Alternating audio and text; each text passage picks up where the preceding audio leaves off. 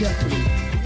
Hello, ladies and gentlemen. Good evening. Welcome to ABS, coming to you from the great state of Texas, precisely here in Houston. It's always a privilege to come into your homes with updates on the Amazonian struggle for independence actualization. It's a great day to be alive and to be here once more with you. I'd like to welcome all of you who are joining from ground zero, where it all started.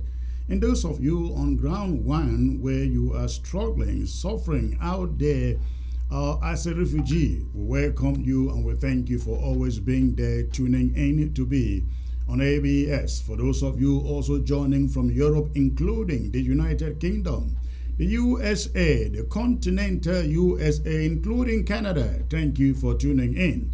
If you are joining from South America and from Asia, the far and the Middle East, as they call it, whoever divided the Middle East, we don't know. Thank you for joining. It's going to be very exciting tonight, ladies and gentlemen. If you are joining by way of Facebook, the social media, please do us a favor and go ahead, hit that share button. Hit that share button so in the twinkle of an eye, we can saturate the social media platform. Get every Amazonian and Amazonian advocate to join the broadcast. It is going to be very, very interesting. You already saw the headline as advertised yesterday in the poster. Paid to play. Paid to play. That is the main subject of the day. And I hope we are going to do justice to that subject. Again, please go ahead, hit your share button. Hit your share button. Let us populate the platform and I come to you with the presentation proper. Now, while you do so, I'd like you to know that ABS is now on Roku. If you are in the diaspora, anywhere in the diaspora, you can watch ABS on Roku live 24/7. So after this live broadcast, you can still watch ABS just as those watching from Africa 24/7. You can watch it anywhere across the globe now 24/7 by way of Roku. So if you have Roku at home, all you need to do is turn it on, go to the search button, click the search tab in Roku and enter ABS Africa TV. ABS Africa TV, and it will pop up. You will see the logo, ABS logo, the one you see on your screen right now. You will see that logo. You click on it and it will populate the icon, the Roku icons on your TV, so that every moment you want to turn on to ABS, all you need to do is to click on that icon, the ABS icon. This is what I am talking about here. Now, if you look at your screen, you see Netflix is an icon, Disney is an icon, Apple TV is an icon, Stars is an icon, Showtime is an icon, Roku channel is an icon. Now, you will not have to click Roku channel. If you are looking at the entire screen there, you see the column on your left. You see Roku, you see home, you see featured free, my feed, movie store, TV store, search. All you have to do is click on the search button, enter ABS Africa, and you will find us. You will find your ABS wherever you may be, for as long as you have internet, good internet at home. That is all you will need to do to watch ABS on Roku. It is free. You don't have to pay a dime to get there. So please spread the news to friends out there. Let them know that ABS is spreading its wings to across the globe. All right, great. Now, before I get into my subject proper, again, I expect all of you who are just joining, please quickly hit that share button. I want to see at least 700 people before I come to you with my special presentation, and I am going to start with that. I am going to start with that monologue. So please go ahead, hit the share button as you join. 700 people before I bring you the monologue. Go ahead and do that. While you are doing so, ladies and gentlemen, I'd like you to know that something that's a fraudulent, what I consider a fraudulent exercise that is about being played out there, as you find on your screen. Nothing like 2022 drive.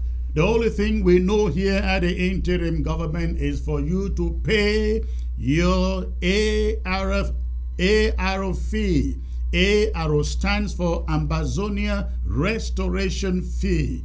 Ambazonia Restoration Fee. Nothing like draft. The word draft is out of the vocabulary of this interim government. And so when you hear the word draft out there to scheme, from schemers, know that it's a fraudulent exercise that Sako and the Bitcoiners hope to carry out there.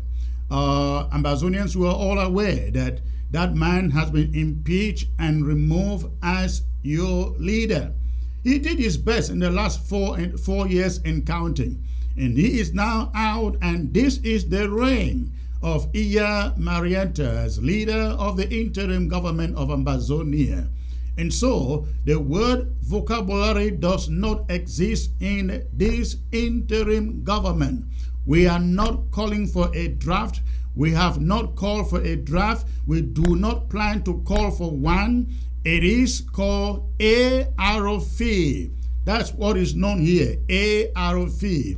Ambazonia Restoration Fee, ladies and gentlemen. So it is incumbent upon every Ambazonian out there to register. Thank God the website is getting ready for every Ambazonian in the diaspora to go ahead, register, pay just your one-time $200, ladies and gentlemen. One-time $200. You can pay more if you like, but the minimum is $200. That is all we expect from every Ambazonian out there.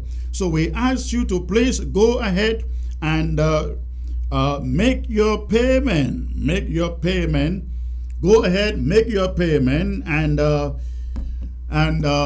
is all that the interim government demands from every Ambazonian out there. Nothing like a draft. Now we are aware that somewhere Ekomesako is announcing some draft coming up at this weekend. Now they do not want to stream it on TV. So we have learned. We don't know what they are hiding from. Again, if that is not fraudulent, if it is not fraudulent, we don't know why they wouldn't stream it or broadcast it on their set. But I learned they have said no, they are not broadcasting it. In fact, I learned there was a fight in their last APP so-called meeting, ladies and gentlemen, and they were struggling whether to do a draft. They were fighting whether or not to have a draft, ladies and gentlemen.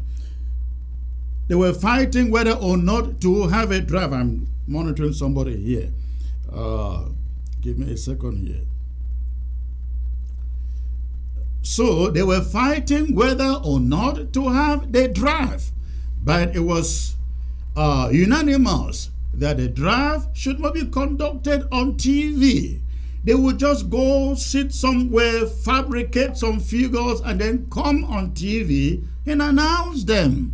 But the draft proper will not be on the TV. How do you compare this to 2020 and 2021? How do you compare this? How do you compare that? So they have said no draft on TV. They will just sit at one corner and jam the figures together, come on TV and announce, oh, His Excellency, the Commander-in-Chief has raised $800,000 for 2022 draft. And then when you ask, where is it? They won't show you.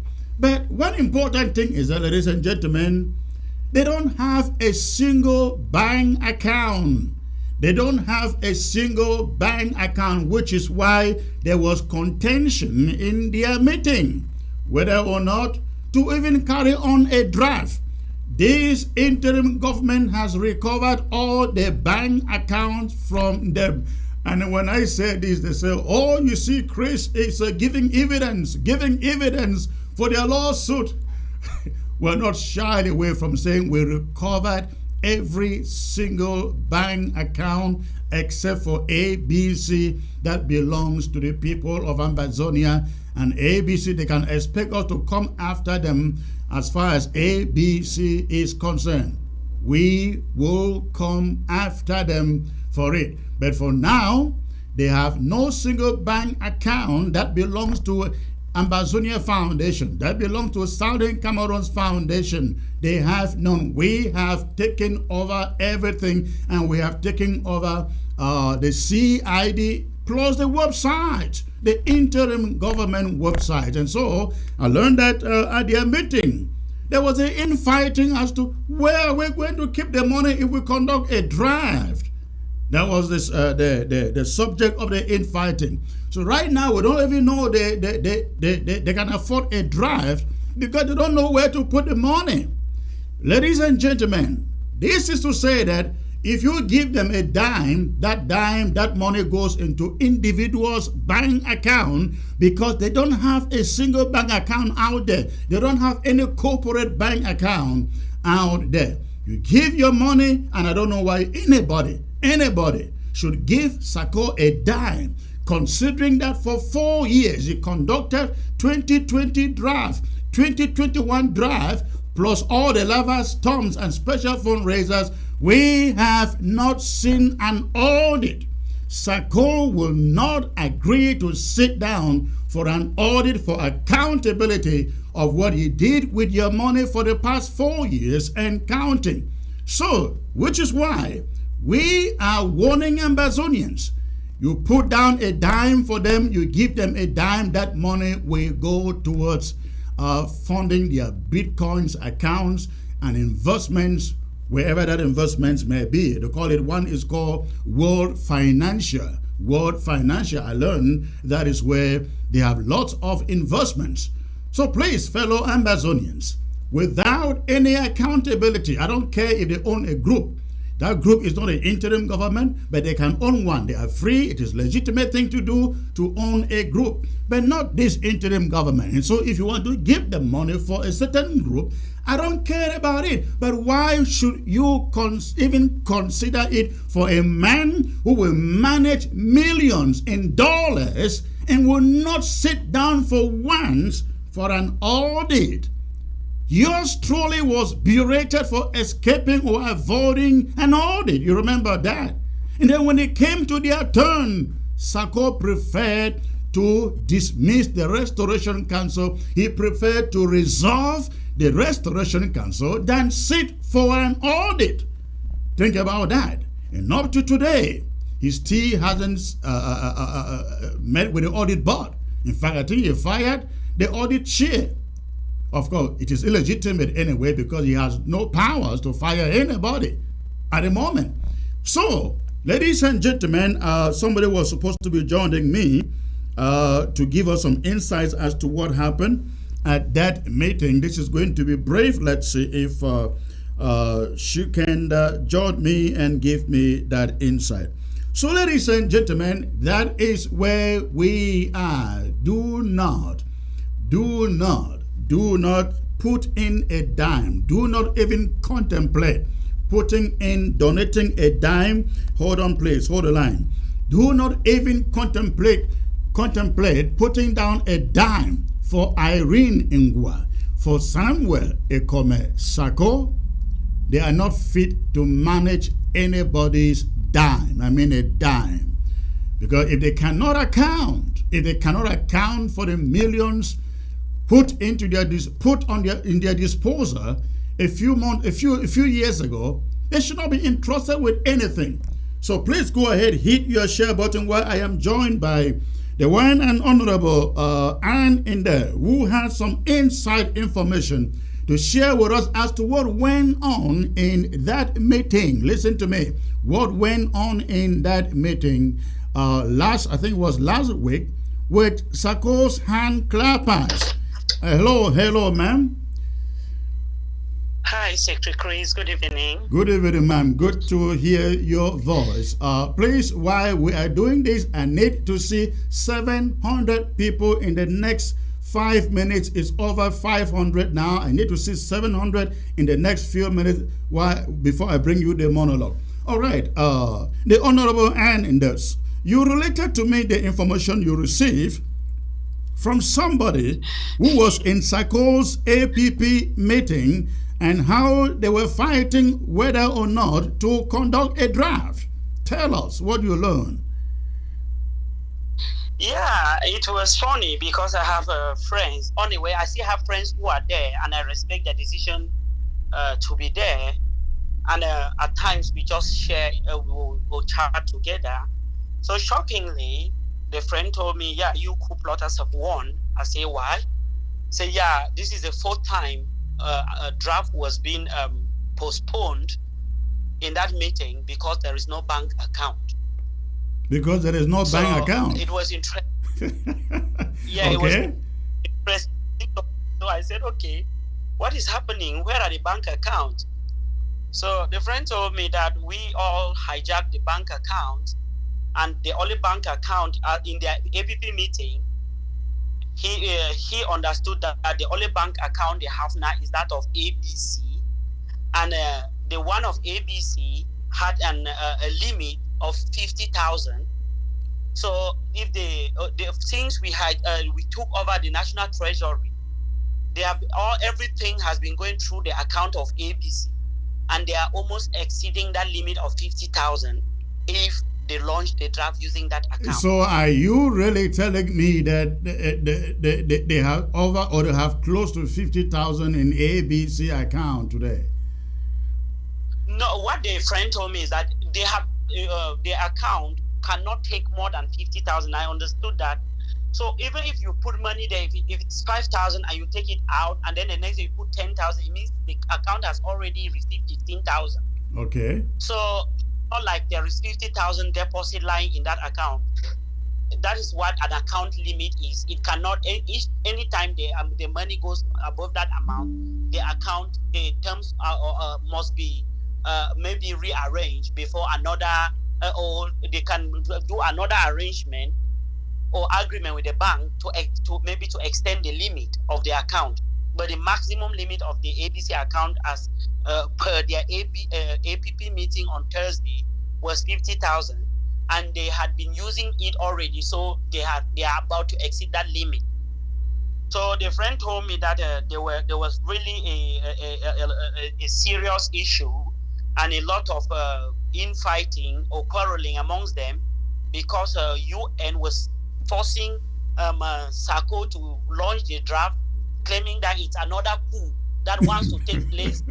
And you and Ocheba, the village headmaster, was so bitter. He said, "Not conducting the draft would tantamount to another coup." Is that what you saying? Yes, that he had initially seen the first coup that we plotted and alerted them, and they ignored it. And now Nijo is about to do the same, and they are ignoring because Nijo is the one, according to him, who stood up to explain. Because I asked him who made this explanation, and he said it was Nijo who said they cannot do the draft, so they have to postpone it. So it was really interesting, and I said, "Okay, tell me more about it. So what are you planning to do now?" Yeah. So he said that they have advised that every LGA or county should go and register as an NGO, and so before the draft can commence. And every county should go and register as an NGO. Yes, and register and as then an create NGO. bank accounts or what? Yeah, create bank accounts based under the names of the NGOs, because Sako did not want money to go into individual accounts. Okay. And that they should learn a lesson from what the coup plotters are doing. And how many counties were actually represented in that meeting? Any idea? Because I asked him that, okay, how many counties were registered? He said only three had already had done that, and only those three will be drafted. And Okay. he replied, the almighty Mesa was not even registered. And then there was another problem they had in that their APP meeting, because that the National Treasury they are trying to reconstitute is not even fully represented. Only 5 counties are there. 8 counties are still not sending representatives. So it was shocking. So that was interesting. So I asked him, why are they not sending representatives? Yeah. And which counties were those? So I don't remember a lot, but I know he said Mezam was one of them. Lebi Alem, Ndian, all those ones, and he counted quite a lot. Yeah. 8 counties that did not have representatives. But from what I know, I already know that he said Boyo had a representative, Menchum had one, Kupe Ngokotunja had one. Sorry. Okay. So I don't know of, but and then he told me that one of the counties there, and then there was another issue in the meeting when another chairman or a representative said that the representative they sent to the National Treasury, who was their financial secretary, just resigned, even as financial secretary, and somebody claimed that he is going to join the coup plotters. I said, so we are winning. Good. So you also mentioned that. Oh, that thought just went off my mind. But as of now, you are not sure their draft, so-called draft, is taking place at the weekend because they don't have a bank account yet. No, so far what he told me as per their APP meeting, he told me that Ochiba was forcing Sako to read out a message. He told me that he exited the meeting earlier, but before he exited, who exited earlier, Ochiba or Sako? No, the friend of mine who gave me this story. Okay, ladies and gentlemen, hit your share button at least 700 people before I bring you my monologue next, which is very, very important. And I'm being joined tonight by Tapang Ivo, Barrister Thomasine, and the one and only Sama Thomas. Ladies and gentlemen, hit your share button. I will be up with my monologue next. Honorable Anne, so go ahead. Now, you also mentioned that they said they are not doing the draft on TV. Why would they not do it on TV as usual? I think that he said what he told me is that Padita was insisting that they should just go and launch the draft, because that is just the launching before they start drafting counties.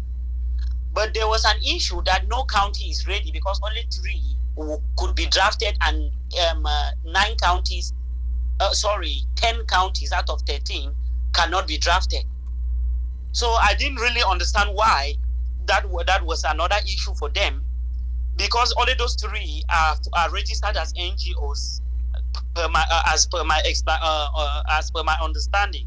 Okay. And then what was interesting is that he told me that Ochiba kept texting Sako, sending messages to Sako, and then Sako was about maybe addressing the house, and Sako stopped the address and lashed out at Ochiba. So he lashed out saying on Ochiba, that what? telling Ochiba that he should stop forcing him to read what he wants people to hear, that he's not an activist.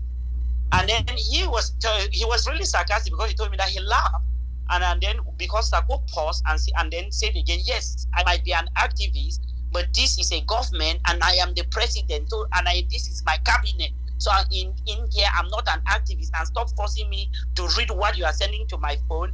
Even if you send it 100 times, I'm not going to read it, Ochiba. Stop forcing your idea on me. So that is where he said after that he became really interesting, yeah. And then he didn't stay quite long in the meeting. All right, and thank you for joining me with this information. You have a great night, man. Thank you, Secretary Chris. All right. All right, ladies and gentlemen, I will now take you into the subject of the day, the release of Ma'am Regina Mundi from captivity. Now, remember, I'm not calling it the freedom, I'm calling it the release. A lot of people to Cameroon would want, a lot of people to Cameroon and the ADF would want you to believe she was freed. She was free through their operation. But I use the word release to mean a deliberate handover to the forces of La République du Cameroon.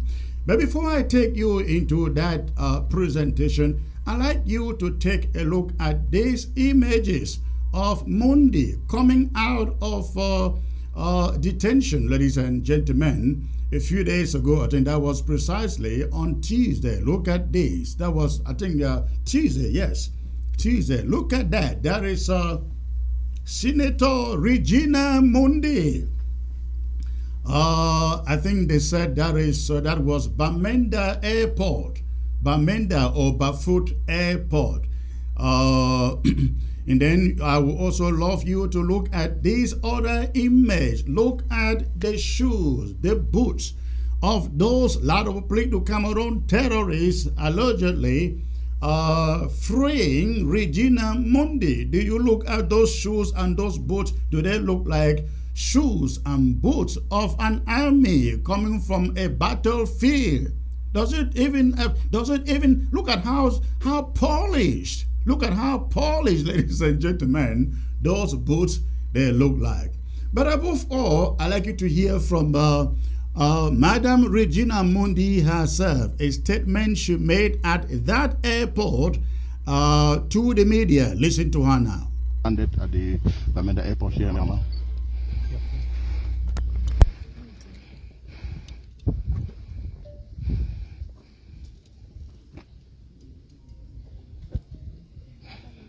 Your Excellency, and all the generals are present.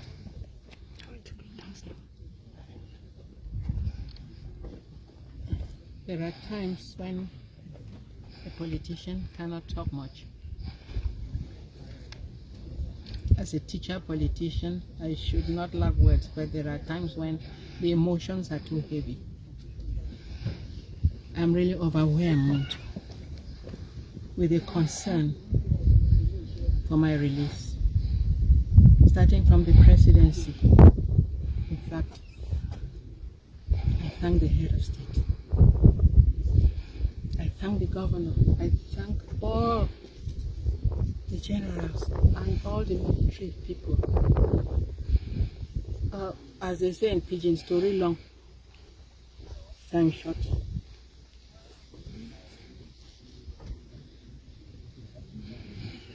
What I have seen in this month is not what we can talk here. But this country, this region is at war, real war.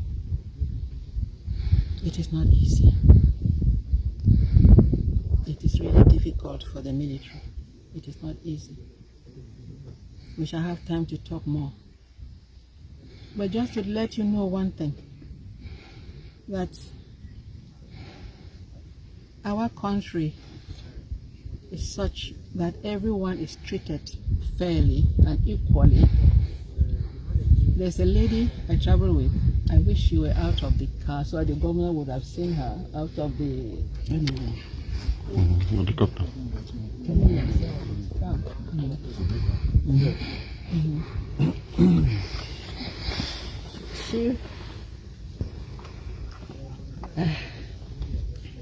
She was detained and the military rescued her. So the military will rescue anybody. It's not just a senator that the military will go after to rescue. The military will rescue everybody. We met as prisoners. I didn't know her as such, but I know one thing: she is a Cameroonian.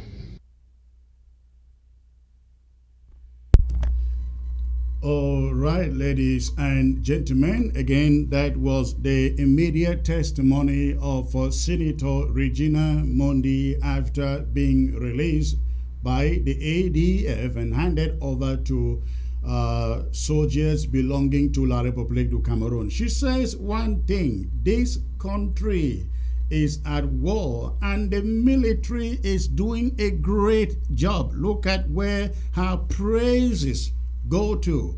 Ladies and gentlemen, she says the country is at war, but the military is doing a great job, lavishing praises at La République du Cameroon.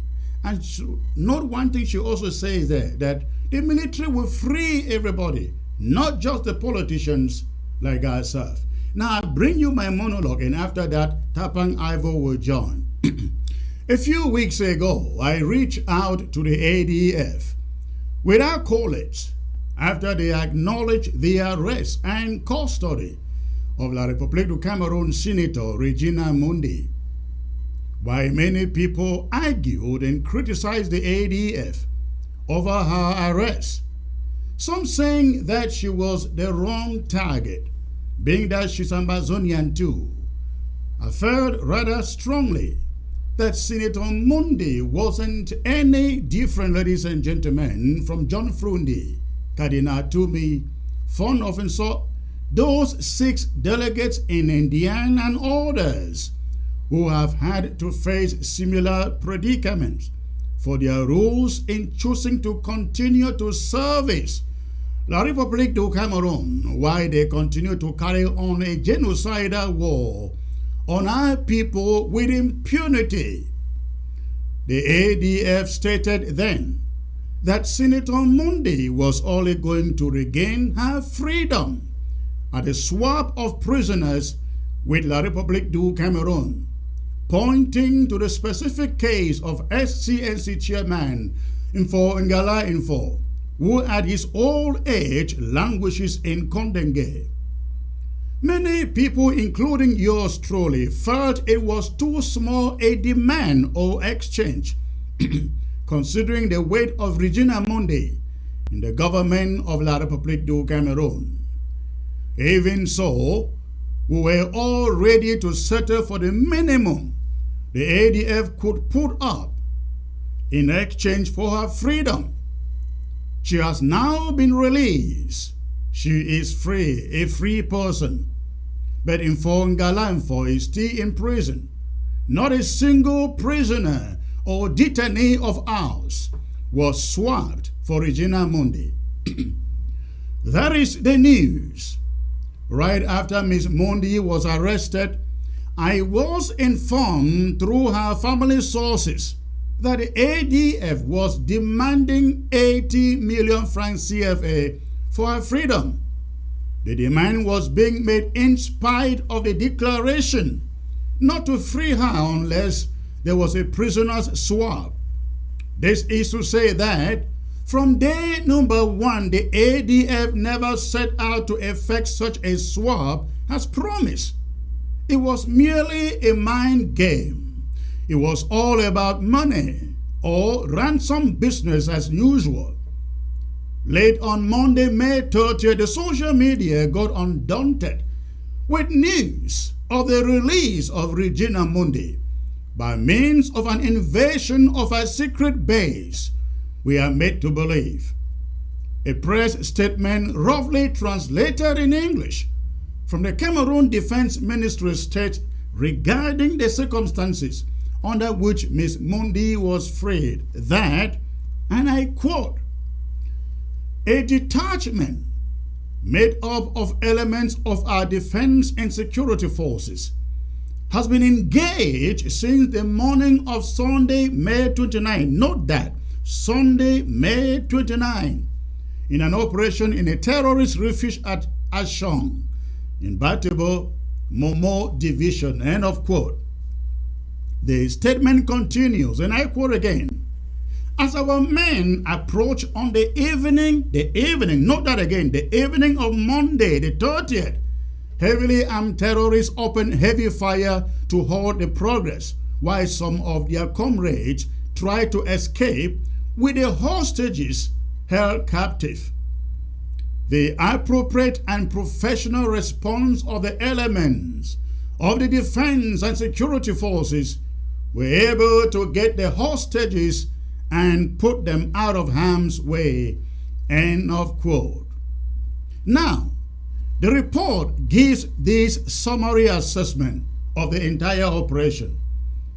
It states, number one, that several hostages were released during the operation, including Senator Elizabeth Regina Mundi. Number two, that a dozen of terrorists were neutralized or killed, with several others injured and on the run. Number three, that 3 terrorists were captured during the operation. Number 4, that several assault rifles and ammunition of various calibers were seized in the operation.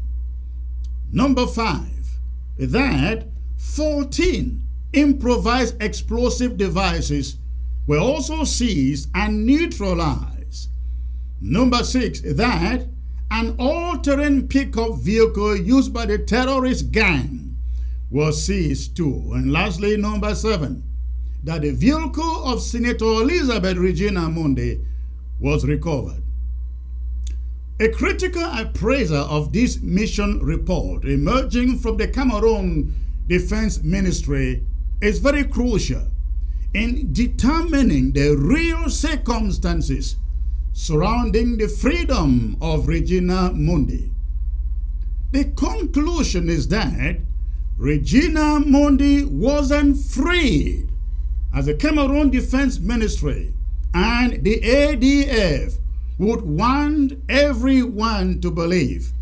Regina Mundi was actually released, and I will explain it to you. First, there was 80 million CFA francs on the table.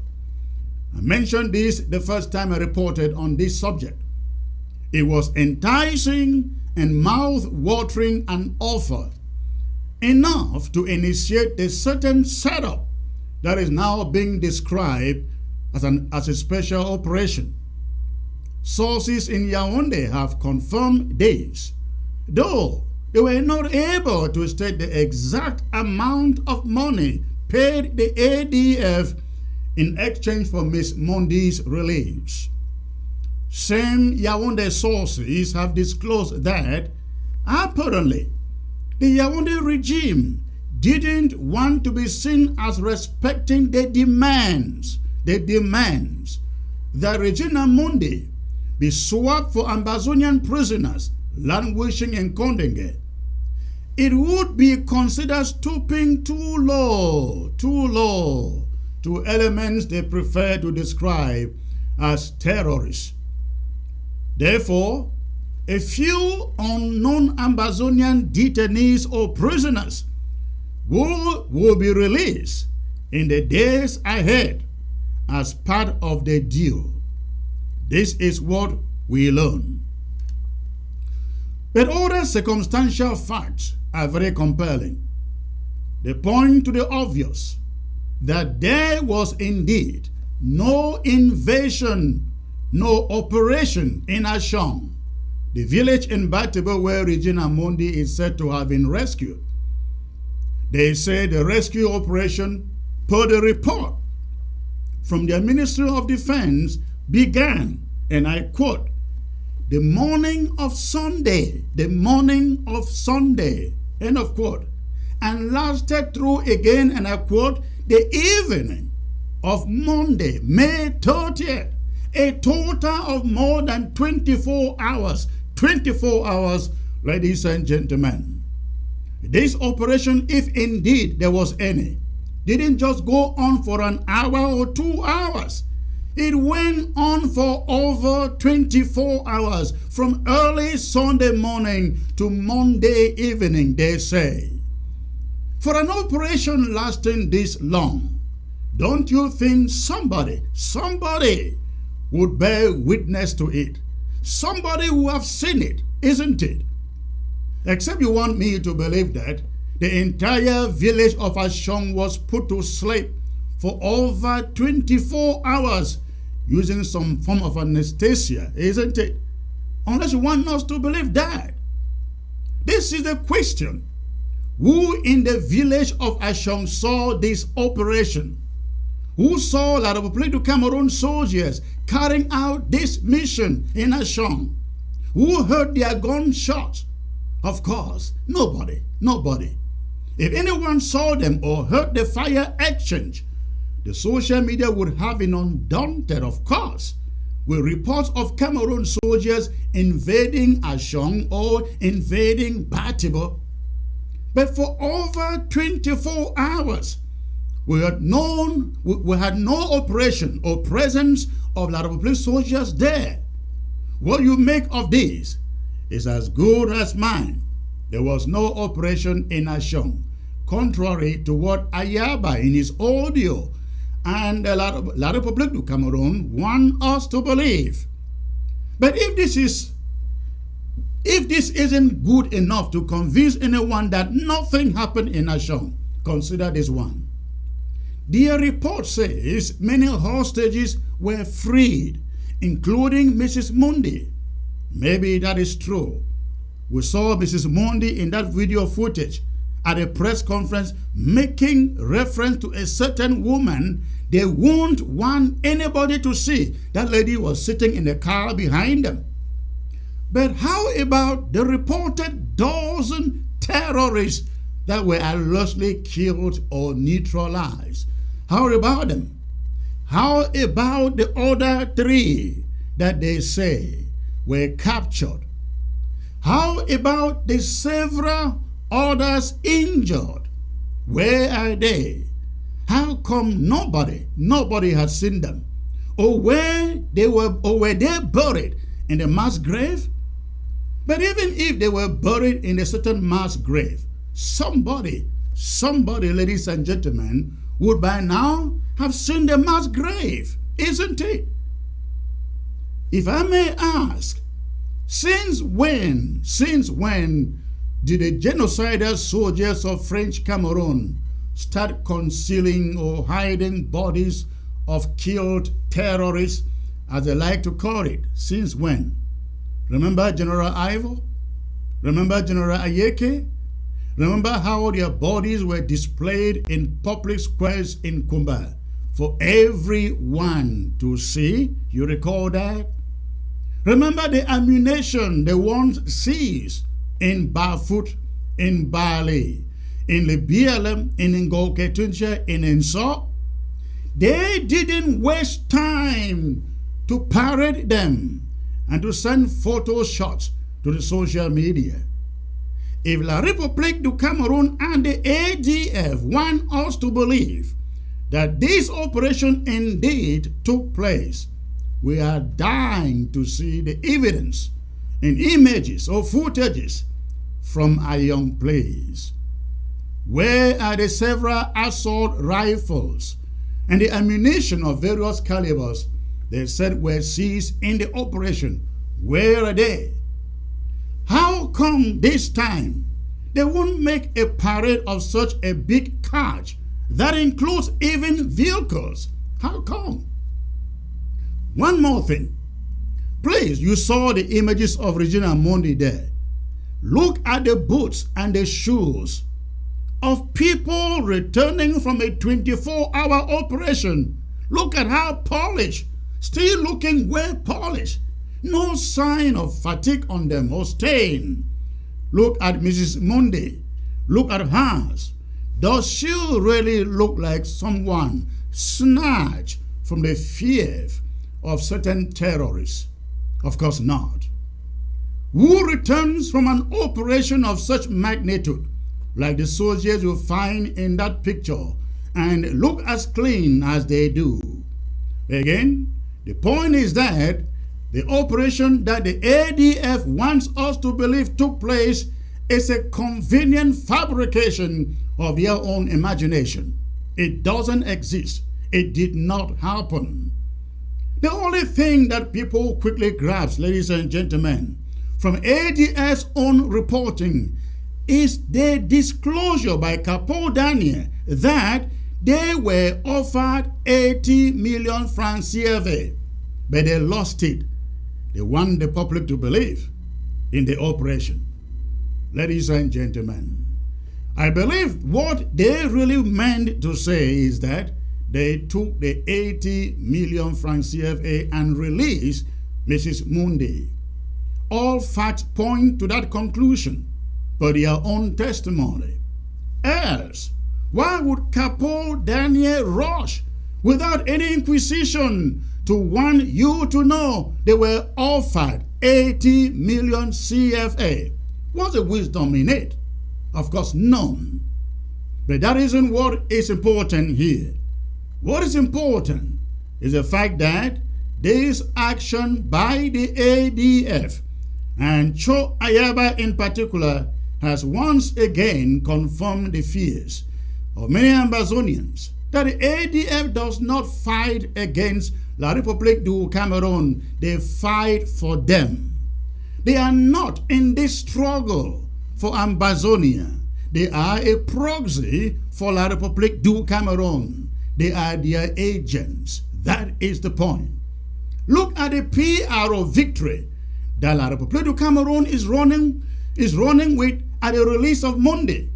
How does it benefit our side?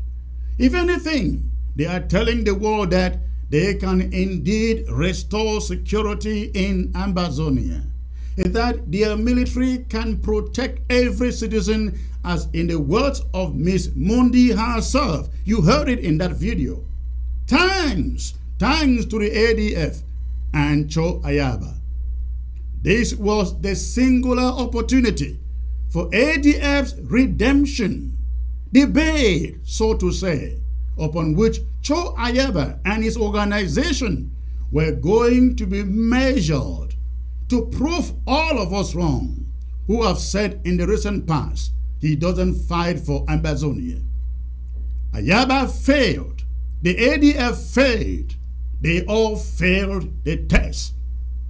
Some of us were beginning to think the moment is here to start embracing the ADF into the struggle as stakeholders.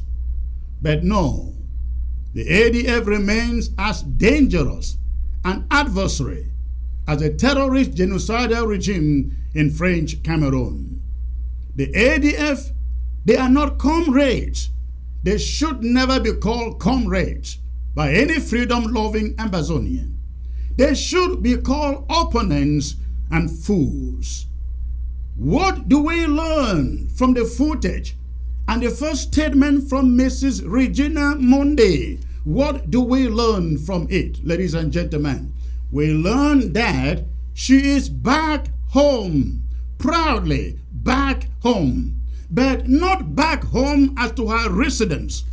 She is back home to the party, the great party. She is back home, ladies and gentlemen, to the CPDM. She is back home to her one and indivisible Cameroon.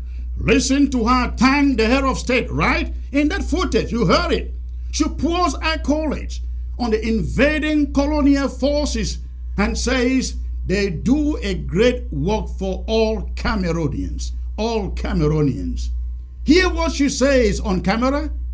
She says the invaders and terrorists who are responsible for over 30,000 deaths of our own people, and I quote, will go any length to rescue any Cameroonian, end of quote.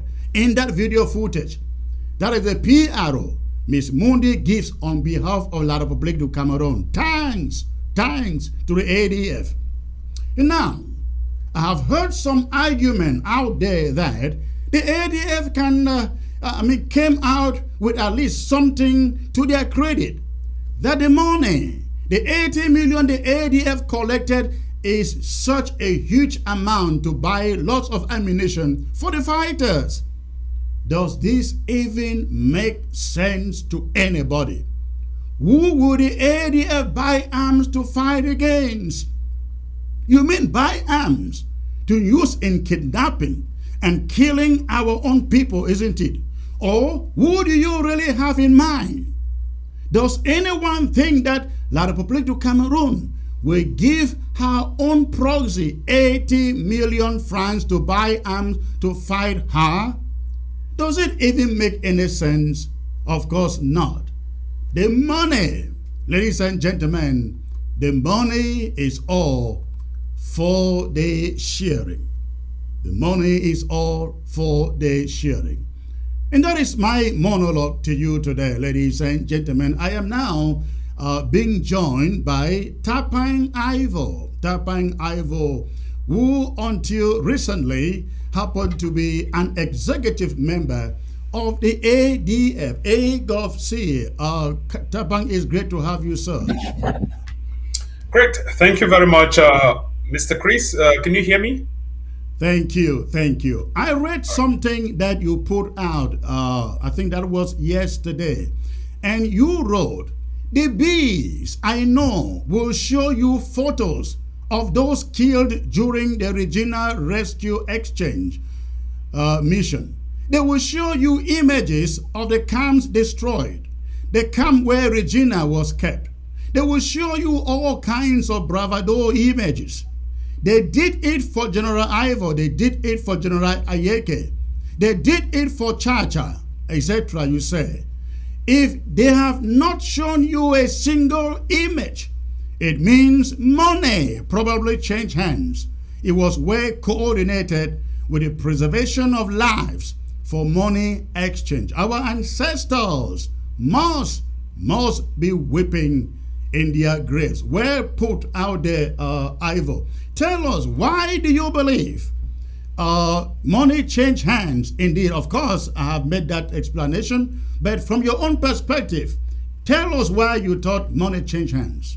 Or maybe maybe you are privy to some information that we do not. Go ahead, please. Yeah, certainly. Thank you very much for having me on your show. I think I'll be as honest as possible without blending or without mixing or mincing words or blending into other groups. I partially do agree with most of what you've said in your monologue. Likewise, I may also disagree on a couple of items that I would certainly explain or expatiate on this show. So, principally, I wrote that particular post, which is absolutely very, very correct. You've clearly used my words there, and I said probably changed hands, probably exchanged hands. That is what I was saying. Truly, if you look at what happened yesterday in Batibo, in Ashong village, you would realize that the bees were completely very clean. If you look at basically, if any novice has been in this revolution for the last 4 years, Right. the bees have been very consistent with their MOs. The first thing that they always do is to show the dead bodies of those they've killed. Secondly, they would also display the camps they've destroyed.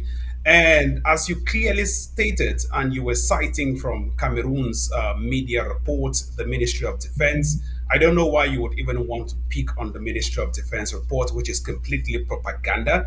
But if they are spewing out their propaganda and saying camps were destroyed, civilians were rescued, others were killed, but we did not see any of those images. So they are faking the news and they are manufacturing consent.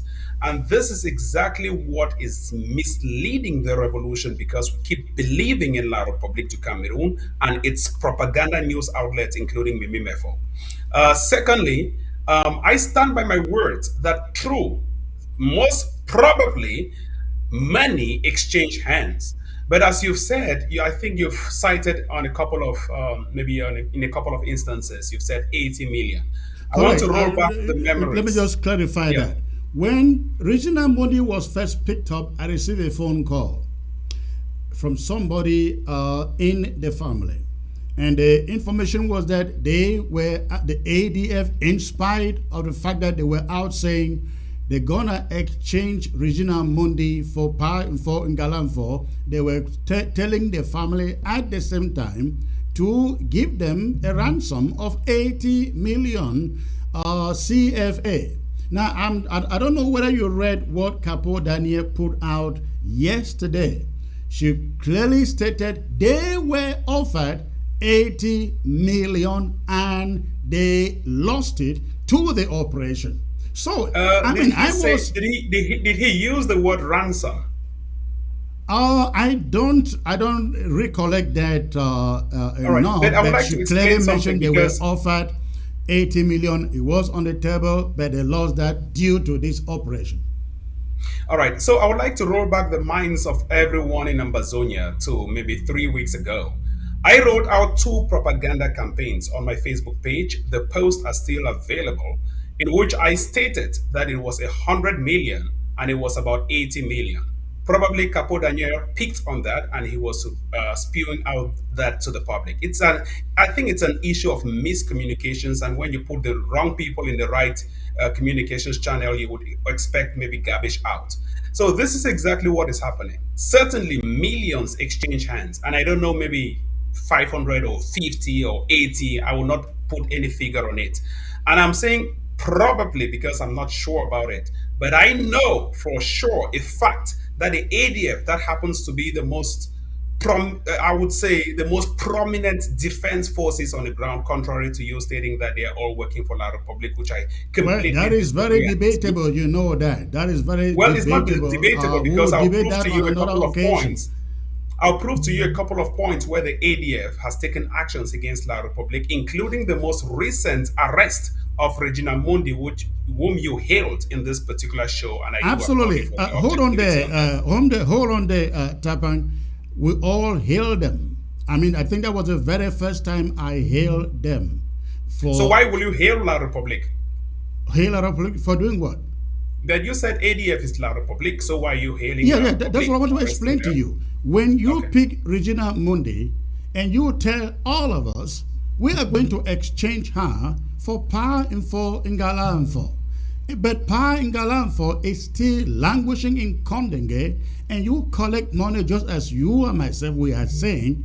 How is that a plus? How do we say they are fighting against La Republic in that action? All right, true. You may that's I would say that's your rational thought. I will not say it's a lie. I will not say it's true, but those are your rational thoughts. But this is exactly where I come in. I hate it, and I want to say it on record, Mr. Chris. I hated the fact that ADF released this lady, whether through a rescue campaign or whether through any form. Why? Because millions of our civilians have died in the course of this revolution, which I Correct. do respect your integrity in this revolution, reporting on those deaths. And hundreds of our civilians are in the prisons, not in the prisons in Bamenda or in Boya, but in the neighboring country of La République du Cameroon.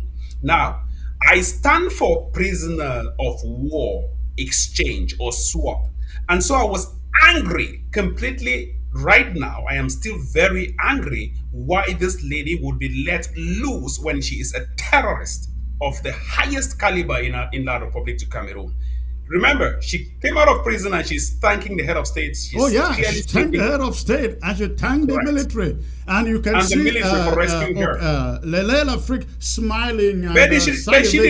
she did not thank the ADF for arresting her, meaning that the ADF is not La Republic, the ADF Correct. is an opposite force. So which means it first of all dismisses your argument that the ADF works for La Republic, and secondly, it tarnishes your own argument that the ADF is collaborating with the La Republique du Cameroon military. Because I expected this politician to thank the ADF for the job well done, if truly that was it. But that's not the case. Well, that So, argument doesn't hold water at all, because what do you expect Regina Mundi to do? To be standing in front of those uniform officers, the governor is there, and all the important people in the city, in the state are there to say thank you, ADF.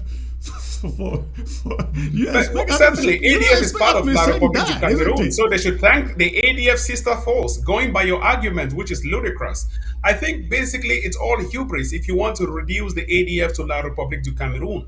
I have been, and I am a member of the ADF, although not within the circles, and I stepped back because of some family reasons.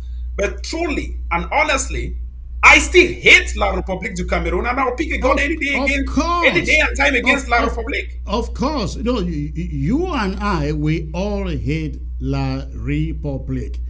Now, when you want to give the ADF any credit for what had just happened, the release of Miss Mundi, what would you say of the PRO game that favors La Republique, not the ADF, not the independentists? It favors La Republique as far as international community is concerned.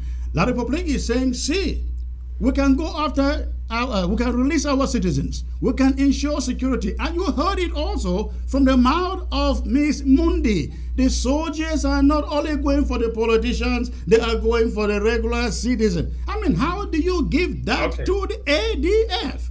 If the Mr. Chris, ADF I had had some work held to that do, lady, but I hold will on there, suspend all hold my on there, I will work. get to you. If Yeah. the ADF had held that lady and said, listen, I mean, if we had gotten only one Kondenge detainee or prisoner released and the ADF released that lady, I'm telling you, we will all say they tried because we understand the pressure of keeping somebody of that caliber and having to be running from place to place.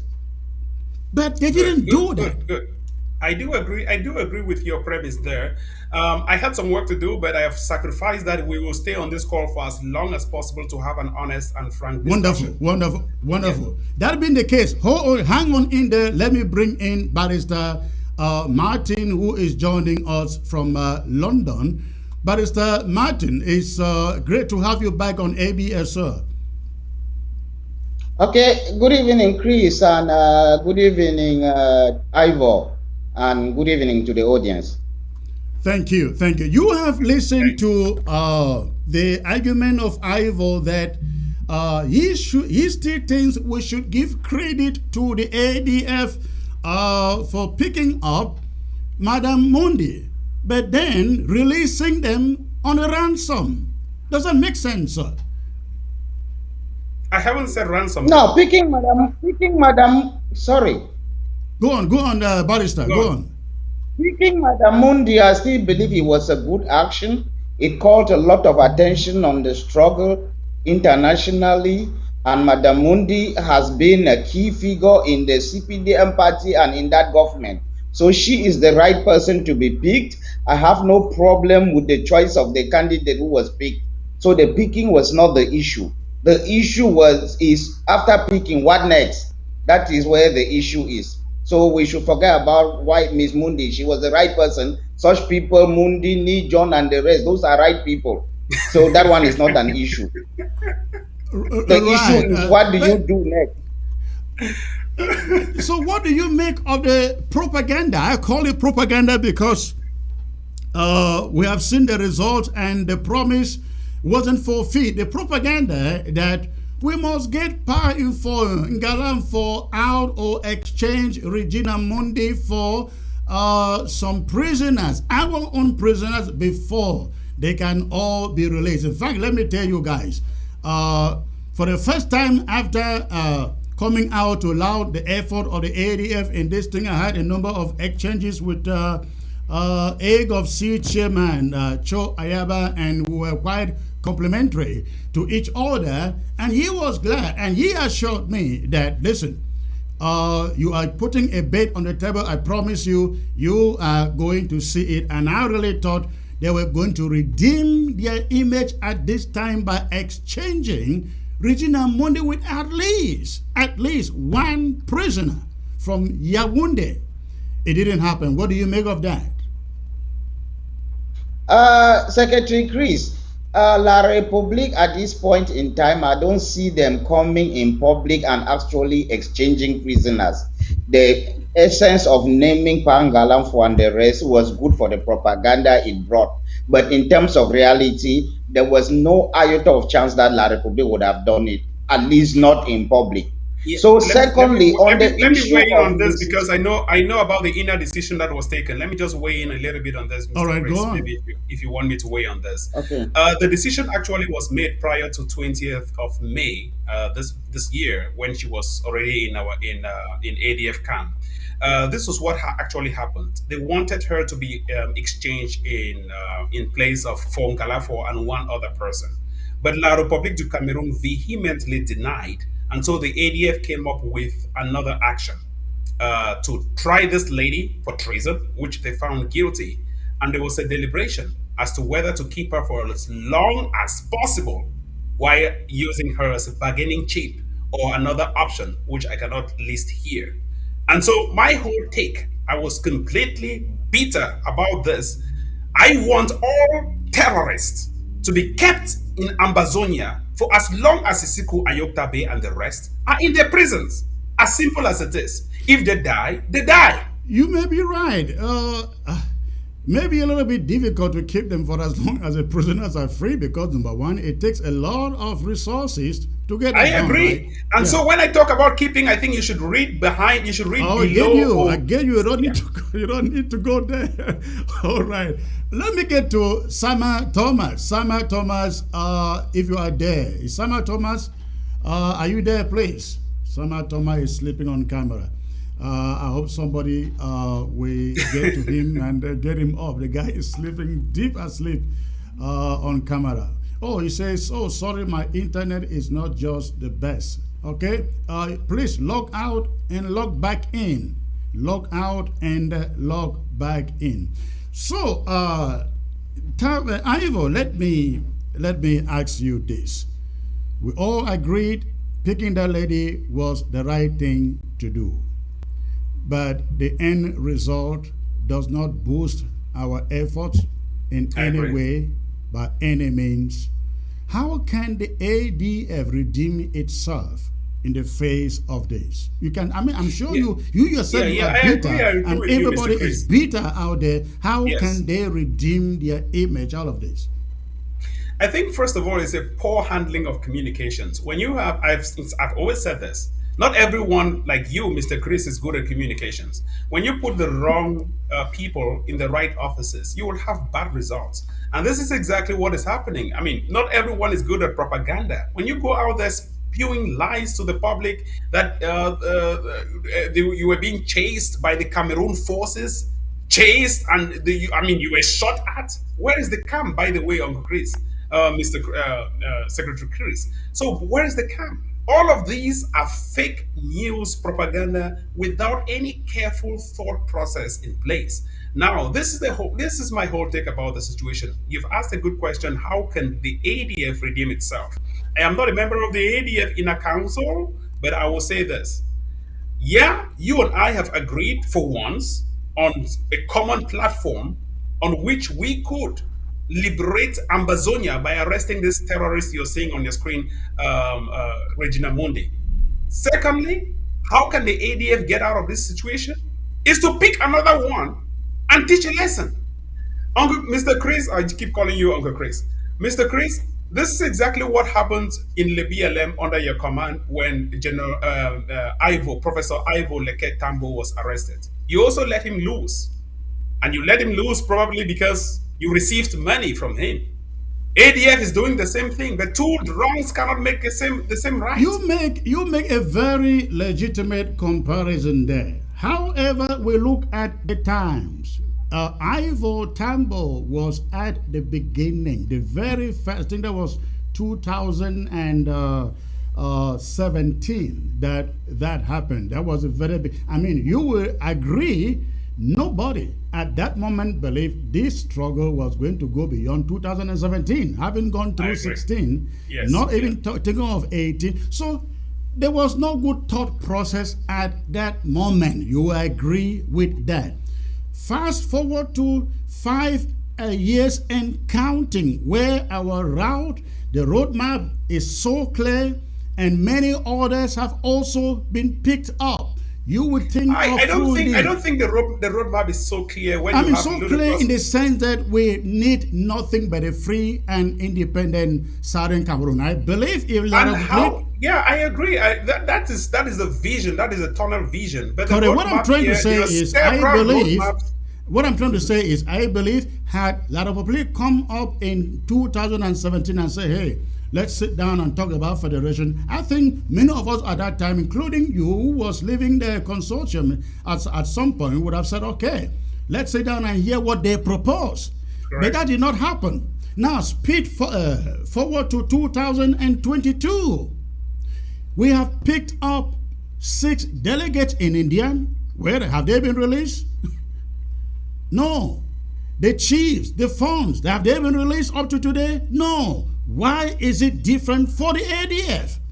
I completely agree with you. I am on the same boat with you. I'm in the same boat with you when it comes to how we are handling these prisoners of war, these terrorists. I would call them terrorists because they've aided and abetted crimes in Ambazonia. So when we pick up this kind of people, by the way, behind this lady you see Ambazonia flag and the ADF. If ADF was a La Republic, you should be seeing La Republic flags. That was Where an they outside. say it is cheap to hang a flag, right? Well, it's cheap to hang a That's what flag, we but it's an call honor to have a flag. that's what we call make believe. Make believe. Correct, but it's an All honor right. to have a flag. We've Please, seen people Ivo, honoring hold the on. flag. So too I is the think ADF honoring its flag. Let's not go along party lines here because we have one it's not ludicrous about woman party who is at line. the head of Hold the on. Let me go whatever is back called the to interim government. Barrister Yeah. Martin. I thought Sama Toma was reconnected. He is not yet. I'm waiting for him. Barrister Martin, I asked the question, how does the ADF redeem its image? This was such an opportunity for it to do so. How do you think they redeem their image? Ivo said that they should pick more people and then handle them properly so that they wouldn't forget whatever mistakes they did in this one. But what is to be honest, Chris, ADF was its back was getting on the wall. They had this woman with them, so they had tried the woman, or so they claim, and sentenced her to death. It was either you execute that judgment or you man forever, or you free the woman or something, or you take the money. From all indication, it seems as if they took money. Success Nkongo, who happens to be very connected with the secret service in Cameroon, has confirmed that the family of the woman paid 48 million, while Cameroon military contributed or brought And you cannot be 35 citing million. success They Congo. combined That's a and wrong. gave. That's That's a I wrong wrong. think source I'm to just cite. success. quoting. I'm I quoting think You cannot success cite. in success. You cannot I be I'm think quoting citing success success in success. Congo Congo. is not a good source to quote It's on not a good source. anywhere. No, I'm just quoting him because he is, but he is, for bad news come their side, he is very good source because it's one of them. Anything against No, no, no, us, no. He's he a comes with propagandist. it. He's a, let me Anyway, be. that is Let his me come source, on. but Let me. it doesn't really matter. Ivo, hold on. Let Barrister I'm Martin just finish his quoting thought. him as a source. I'm not saying he is the authoritative source. He is saying the figures. That's why I'm just quoting. But the issue is, I don't think SDADF is interested in convincing Zonians that they didn't take money. My position is that ADF took money.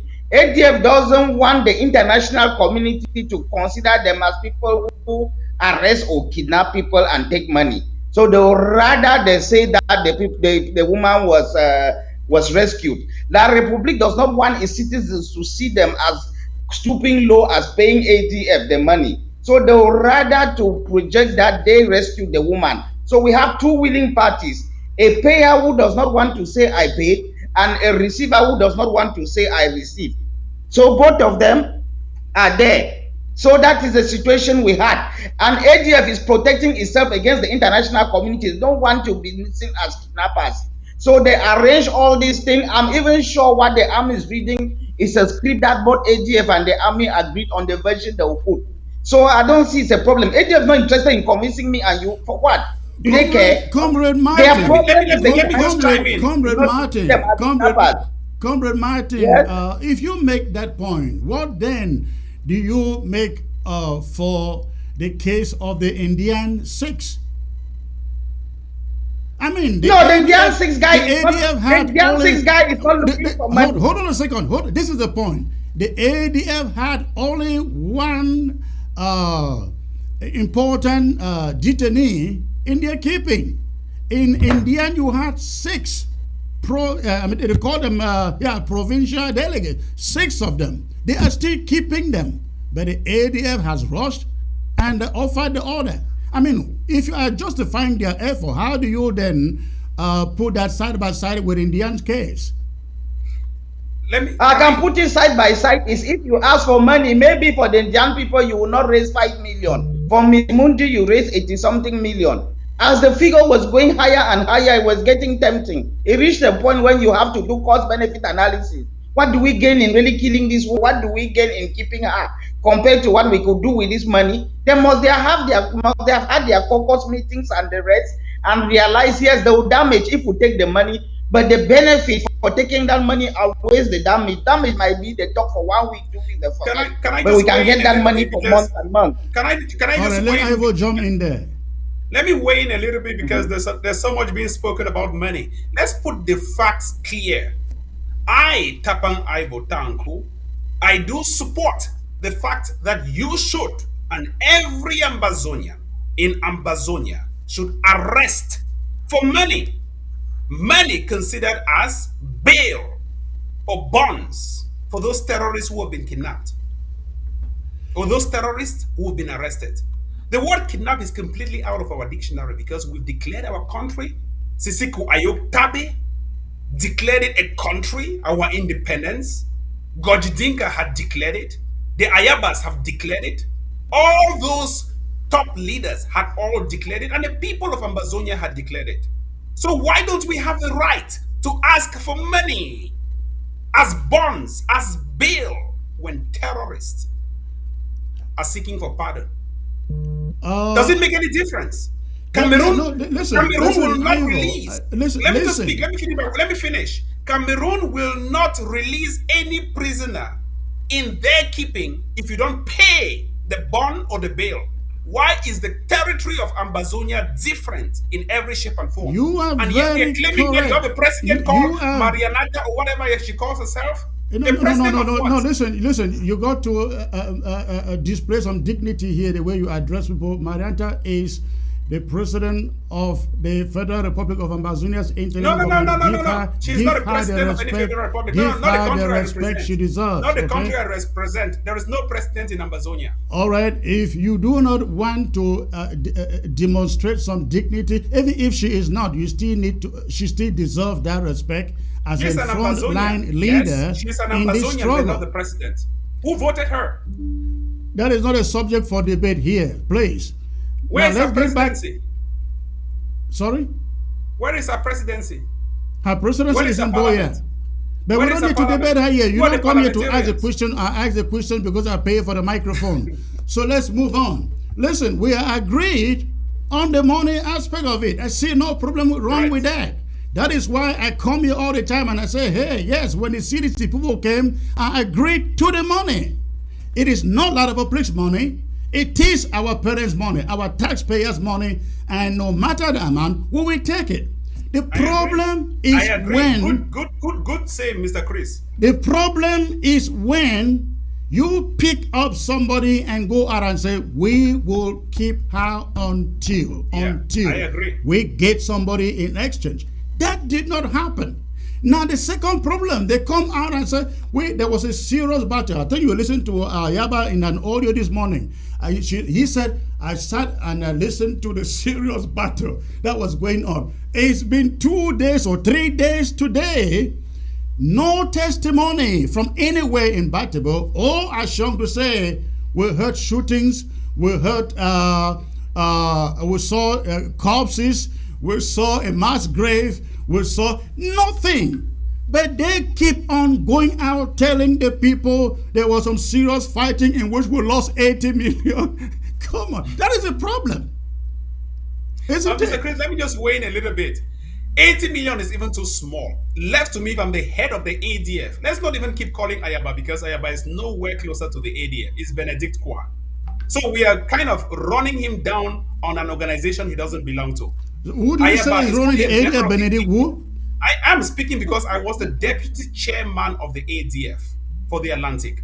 And so I know the inner circles of So the are you ADF. saying we are Ayaba, blaming the wrong I want person? to He is just a make a leader, clarity though. here. Yeah, let me just have some clarity. Ayaba does not sit even in the war council when decisions are being made. But his name is so easy to be called when it comes to things like this. The Hold on. person we should be calling is Benedict Kwa and not even Ayaba. Ayaba is only a policy maker for the AGOV-C. That is nowhere closer.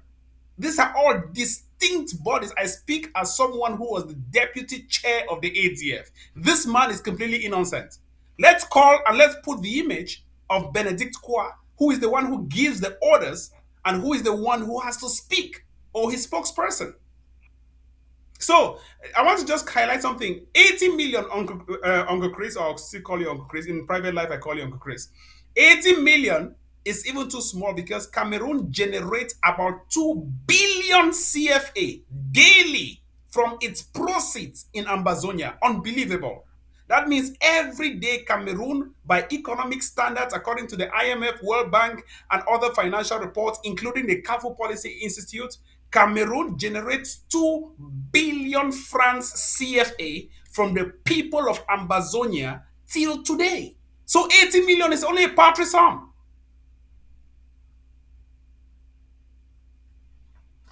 I cannot hear you.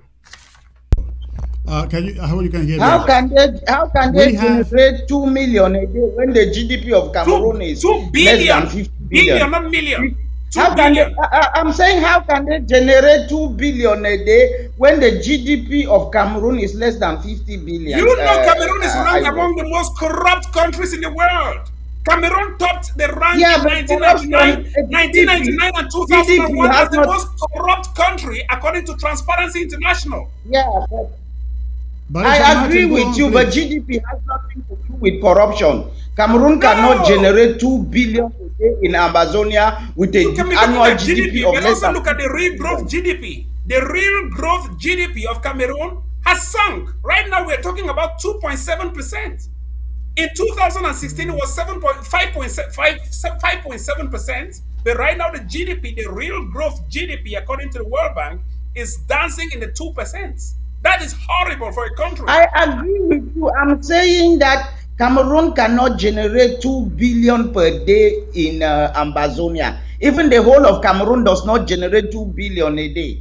Unless you are talking 2 billion CFA. I'm talking about $2 billion. Where is the oil? Sorry. Where is Are the we oil talking found? CFA? Cameroon's biggest How much oil? dependency We are is on the producing oil, maybe the resources. 65,000 barrels per day. Ivor, we are producing around 65 to 70,000 barrels per day. How much is that?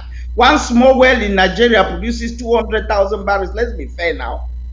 No, I come mean, on. Let's be we fair. are condemning La Republique, but That is let's only talk figures oil we are that our factoring in. audience will make What about sense to under our the audience. CDC? We have Huh? a couple of plantations. We have that's the All right, richest all part of. right. Come on. I mean, what are Yeah, Actually, you but telling that me about this? I want not 2 billion CFA per day. Maybe Is Mr. not $2 Chris will billion bring us on per another day. show to talk Sorry. about this relevant issue. all right. Okay, no Listen. problem. Another day, another day. Yes.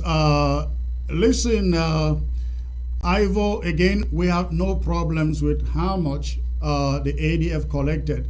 I don't care if they collected 1 billion. I don't care if they collected 1 billion and that 1 billion is deployed back into the struggle. The problem is, even if the ADF collects 10 billion, there are no battle fees of theirs that we have seen over the past 5 years and counting. I mean, if you can prove me wrong, I will be ready to listen. But that is a problem. We will all take that money, reinvest it into the struggle. But they are not doing so, which is why Ambazonians are very mad. Very, very mad. None of us, I don't think anybody here was saying kill Regina Mundi, apart from maybe Sama Thomas, who was all right about it. And maybe except you, Tasanguru, one her go. But none of us here was saying kill her. But if they couldn't take the 10 billion and reinvest, buy true arms, put in the arms of people who are fighting, actually fighting, that would be a big difference. But unfortunately, that money has just been shared. I believe is in all different accounts right now, isn't it? They don't have accounts, by the way. Those on ground zero, if they collect that money, they would be They going to use Nigeria to buy Bitcoin, guns. Ivo. You are a smart person. You know Bitcoins. You don't need to have an account. You just need to have a lot of plate. Send Those on that ground money zero, I into don't some think they even Bitcoin have cell account. phones to be running on Bitcoins. What is that? Those on ground zero, they don't have any accounts. I don't think it will be ludicrous for any fighter on ground zero to have accounts. If they collect that money, they should be going to Nigeria to buy more guns. Well, let's wait to see they buy more guns and let's see actually what they do with more guns. Now, let's move to one more point before I open the phone lines for a few phone calls before you go, since you have some time here. Right now, the ADF and of course, you said you are no longer to set the record straight. You say you are no longer an executive in the ADF. But tell us, for 5 years, the ADF cannot prove to Amazonians where they have been fighting. The ADF has killed our own fighters.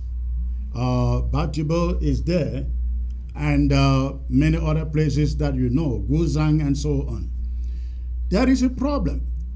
We have been looking forward, and Iya Marenta, for example, she has a policy in this government of stretching her hands to every other leader. But the Amazonian people out there say, stretch your hands to everybody but Cho Ayaba. And we thought we had an opportunity in the arrest of this lady to give him a chance. It hasn't happened. If you were in the position of Iya Marienta, the leader of the interim government, how do you stretch your hands to fellowship with somebody who cannot prove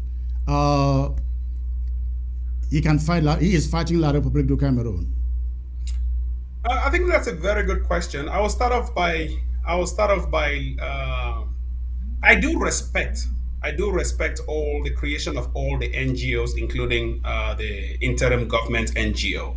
I do respect that creation and its leadership, including Marietta of the NGO called the interim government.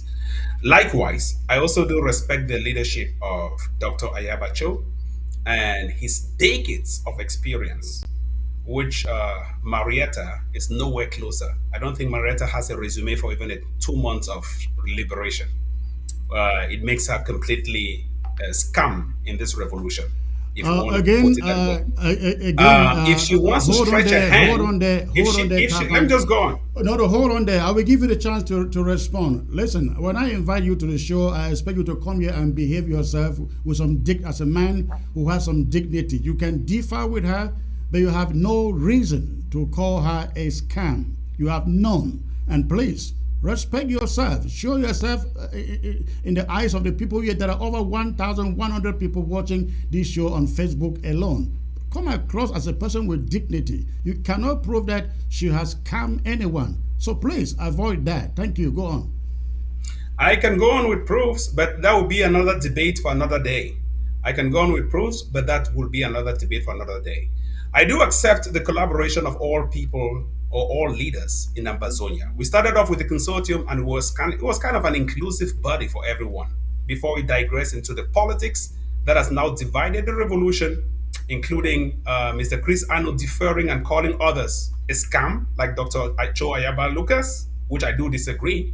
So you should be able to accept others calling your own so-called president a scam. When we call people scammers, myself in particular, I mean it.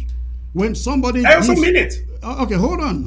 And when I say I mean it, I can prove it with facts. When somebody says, Ngalan for Ngalan or debt penalty, and goes ahead to collect money, what do you call that? Is that not a scam? That's exactly what we're talking about. When somebody says he's fighting La République du Cameroon, when somebody says he is fighting La République du Cameroon, when somebody says he's fighting La République du Cameroon and he's running around in trucks as a restoration army or a revolution army, who else is running around in trucks? When you kill your own fighters and not a single fighter from La République du Cameroon, who are you fooling? That is what we mean by scamming. All right, go on. Now, Mr. Chris, when people throw allegations, oh, this one killed this fighter, ADF killed in Batibo, this one killed in this, I mean, over time, the truth has exposed itself. We've seen forces, including those of General Ayeke, of blessed memory. We've seen forces, including those of the British Southern Cameroon's Restoration Forces under General Arike. We've seen forces, including those of General No Pity, all confessing to the fact that he or they have a death penalty on their heads at the time when Secretary Chris Ano was at the helm of the IG under Sako Ikome. I mean, these are all proven facts from those on the ground. And these soldiers are still alive today, with the exception of Can General you take that again? Ayeki. That Chris Anu put a dead warrant on their heads?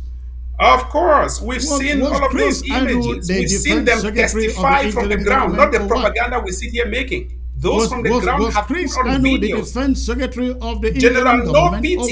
Pity, General No Pity has stated that on video that you wanted to kill him. It will surprise This other guy, Arike, it will Arike was in surprise you, chains by the Tapan time he Ivo, went and to that is the there. problem that you come on TV, you don't have your fact. It will surprise you. I speak with no pity almost on a daily basis, and it will surprise you even before coming live. I was with him. I can show you the communication if you want to. So please, when we come on this television set, we're not come here to run some propaganda. We're coming here to try to give Amazonian facts. That is why I have been here for so long. Let's not even go there. Let's not even talk about those. Let's not talk about things that will divide because I us try on as party much lines. as possible to bring them facts. All right, please, let's get to Barrister Martin. Barrister Martin, please take us back to how this makes communication, I mean collaboration, difficult among the leaders of this movement, the liberation movement.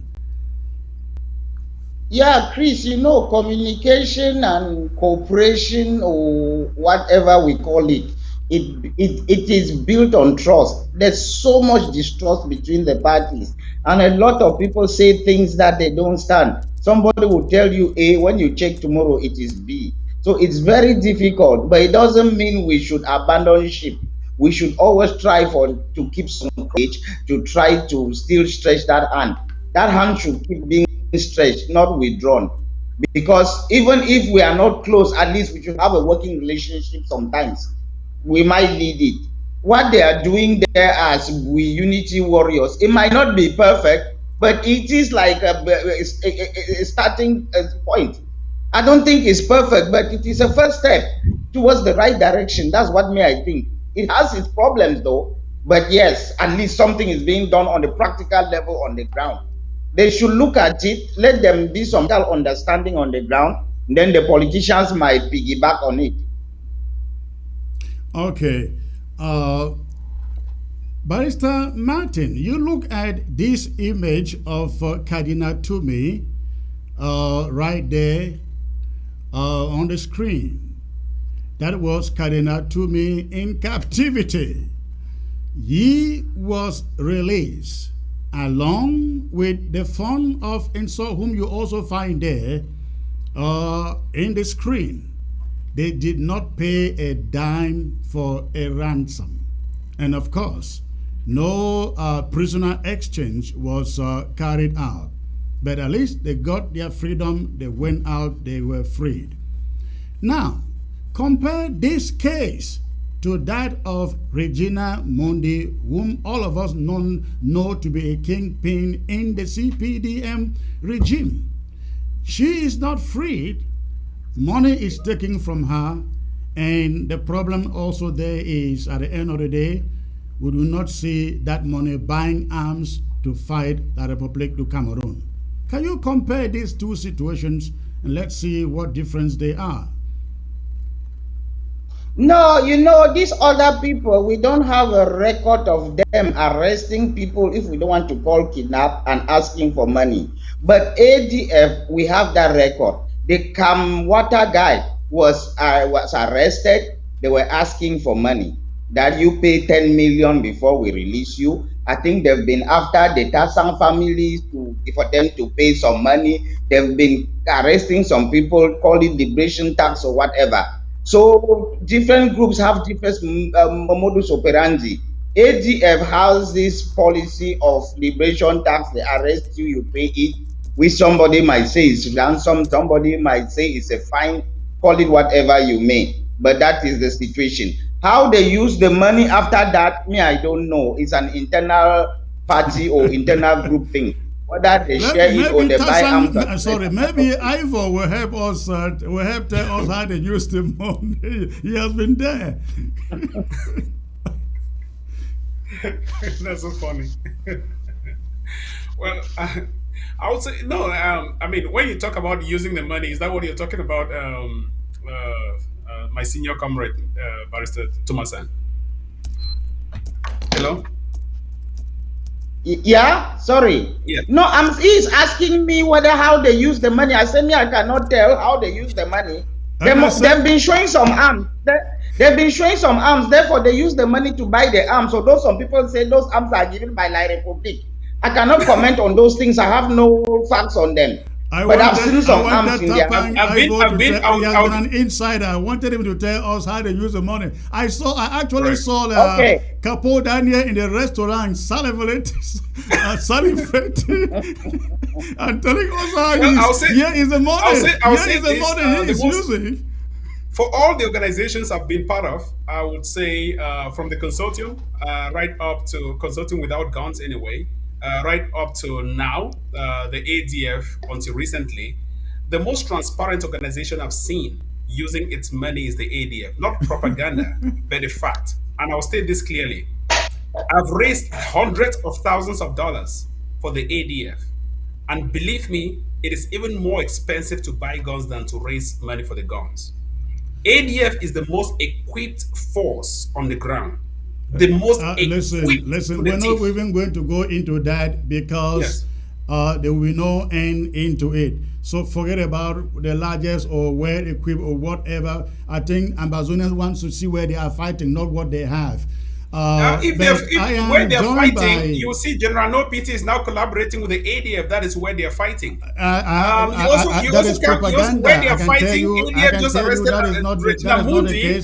That is propaganda. But I'm joined by Prince J.K. coming in the place of Sama Thomas. Prince J.K., I believe you have been following this discussion here. What do you want to add into it, please? Greetings, Ambazonians, and greetings, Secretary Chris, greetings, Tapank Ivo, and greetings, Barrister Tumesang Martin. First of all, I want to say I would like to do some points of correction. Yeah, I've been following this show before joining, and I want to first correct Tapang on what he said, that Marianta is not the president and he doesn't recognize Marianta. And for him to know that we recognize him, Tapang, as the consortium president when he was not elected. So we might disagree, but we have to agree. Yeah, so if he says he's not recognizing Marianta as a president, then definitely we will not recognize him as consortium because we served under him as activists then. So I want to do that one point of correction. JK, I appreciate that, but we don't want to drag into that argument because it's not even debatable here. I just want to do that here. Point of correction before I give my contribution. Yes, go on, please. Yeah. Then, and number two, in regards to ADF and the release of Regina Mundi, there is no what can I say? There is no acclamations or accolades we can give to ADF. There is no points of debate. No, there is not. It's not a high bid or a low bid, as Barrister Tumesan was saying in the case of a 10 Kobo, that maybe those ones are delegates and their bids are not high, and these ones are is a senator. No. When you are in war, every bid matters. It doesn't depend on how big the bid is. And once you have given a tag price to that bid, and you're owing your allegiance to the people which you claim you defend, then you have to defend your word. For the fact that ADF did not defend their word in regards to exchanging Regina Mundi for a path for Ngalafo, that means they failed. That means they're not with us. That's simple. We should not brand the story. We should not mix the story to favor or no. There's no accolades we have to give there. Let's be truthful. Very fair point. I want us to be truthful to that. Very fair point. Because if we continue like this, if we go on like this, then we are not putting Ambazonian first. Like Tapang said, yes, many youths have been killed. Let's look on the youths. If Tapang is very right, the age of the old people don't die. It is the youths which are being killed. Then if you see the age of Regina Mundi compared to the age of Ayeke, compared to the age of General Ivo, compared to the age of the others who are dying.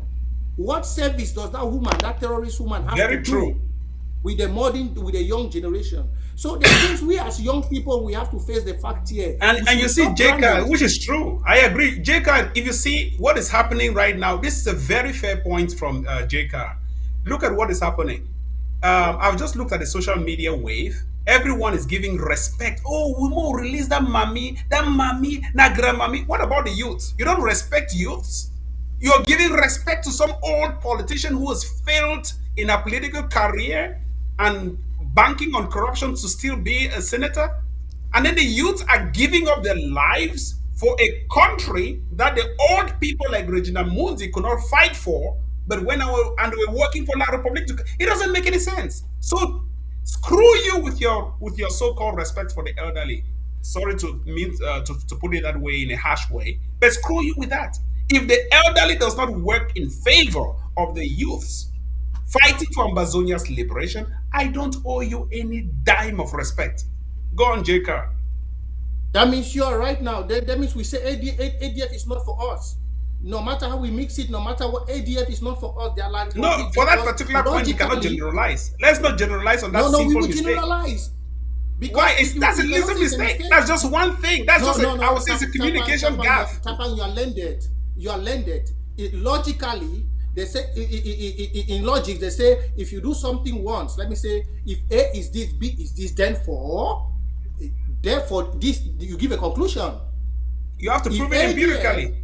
You have to prove it empirically. If ADF has not been showing Ambazonian the love they need, and now ADF arrests somebody which Ambazonians were hoping and thinking that with this arrest they can clear their image, and they don't do, then therefore ADF is not for the people. Simple logic. That is an assumption. It's not an empirical fact. That's an assumption. How will you say it's an assumption? I don't correlation know why. does not mean causation. Correlation does not mean causation. No. Correlation is gentlemen. Correlation does not mean causation. Because something always caused this to happen, you have to prove it empirically. But Tapan, you just said there before I was joining that they released the woman, maybe the money is used to buy weapons. But me and you can testify that since the late General Ivo died, how many battles have ADF fought? Let's be real. How many battles have ADF fought? ADF has been defending the entire Ambazonia, having the largest contender forces, defending the people of Ambazonia. It's not a battle. We are not fighting battles, we are fighting a war. All right, Tapan, Ivo, you know that people really believe what you say, so not a problem there. Please, you guys do me a favor. The time is fast spent. Let me open the phone lines. Let's take a few phone calls before we call it a night. Ladies and gentlemen, I will now open the phone lines for you to come in, chip in your idea to the discussion on the table. The phone line for those of you who are used to the show is let's see. Oh, they are calling already. Okay, the phone line is right there. Let's get to the first caller here. We can only accept phone calls on one line, not two lines. We can only accept phone calls from one line, please. All right. Hello. Hello. Hello. All right. If you call, you have to pick the phone when you are. Let's get to the next caller here. Hello. Senator Chris. Hello, sir. Good. You're calling from Maryland, I guess. Oh yeah, I'm calling from Maryland. Sebastian Barrico. I want to appreciate Tapan for coming to talk to share his opinion in ABS, and our able barrister and Prince J. that just joined. Well, on the point of the release of the lady, let us just hope that there is something more cooking in the background that ADF don't want to bring to us now. Again, if they have taken money, well, let us just hope that that money is going to be used in probably getting arms to fight the revolution. I think we should be somehow optimistic at this point. No, you cannot We be, should not just be pessimistic come and say, on, hold on there. How can you be optimistic? 5 years and counting, they haven't bought anything. Oh, sorry, they have the arms. There's no doubt about that. They have it, but who have they fought with it? Well, Secretary Chris, we are just saying let us hope that, because I also believe that it is not everything that ADF will come out there and tell Amazonians that, oh, we've taken this money, we are going to use it for arms, or let us just hope let us be somehow optimistic that they will do something better. And if they went into any deal with La Republique, and if La Republique doesn't respect the terms of the deal, they will certainly go back to the field to act. That La Republique know that Amazonians are capable. We will probably ADF will not only go for Madame Mundi, they will go again. Now they may decide to go for more people. You think Mundi will be sitting there waiting for them to come back? The governor is there. You see, he is there like he is growing in Banda. You know the Banda. He is going to be vulnerable. So I think ADF should prove us again this time around that they are in for Amazonia. Again, I want to appreciate Tapang and Tapang. You want to come to ABS all the time to come and make your views heard. I know you said I stole money and Sako bought a 600,000 house, the house you slept in. No problem. Welcome to ABS. No, I did not say that about you. Your money is genuine. I did not say that about you. All right, thank you. I can assure you that if it has not already happened, Regina Mundi is now a neighbor of John Frundi in Yaoundé somewhere. Yeah. So, all right, let's get to the next caller here. Hello. Hey, Secretary Chris. Yeah, Secretary Chris. Yes, sir. Yeah, I'd like to ask a question to Tapang. This is the Honorable Mike Fusi. Am I correct? You're correct. All right, you got a question for Tapang? Go on, sir. Yes, I would like to ask Tapang. I know that he's always been very controversial, and his statements out here today are not surprising to me. As a matter of fact, I was surprised to see him on the show. So my question to him is this. Tapang, do you remember calling for the assassination of Field Marshal the King? And that you called for his head, that he should be killed? I ask this particularly because we know that the ADF has done absolutely nothing. If anything, the ADF has done more against our people than against La Republique. So when you go out there and you profess to be fighting for the liberation of the southern Cameroon, Sambazonia, and you call for the assassination of someone who has demonstrated in every way possible his willingness to put his life on the line for the liberation of our country, Ambazonia, someone like Field Marshal the King, he has demonstrated for years and is still demonstrating to today.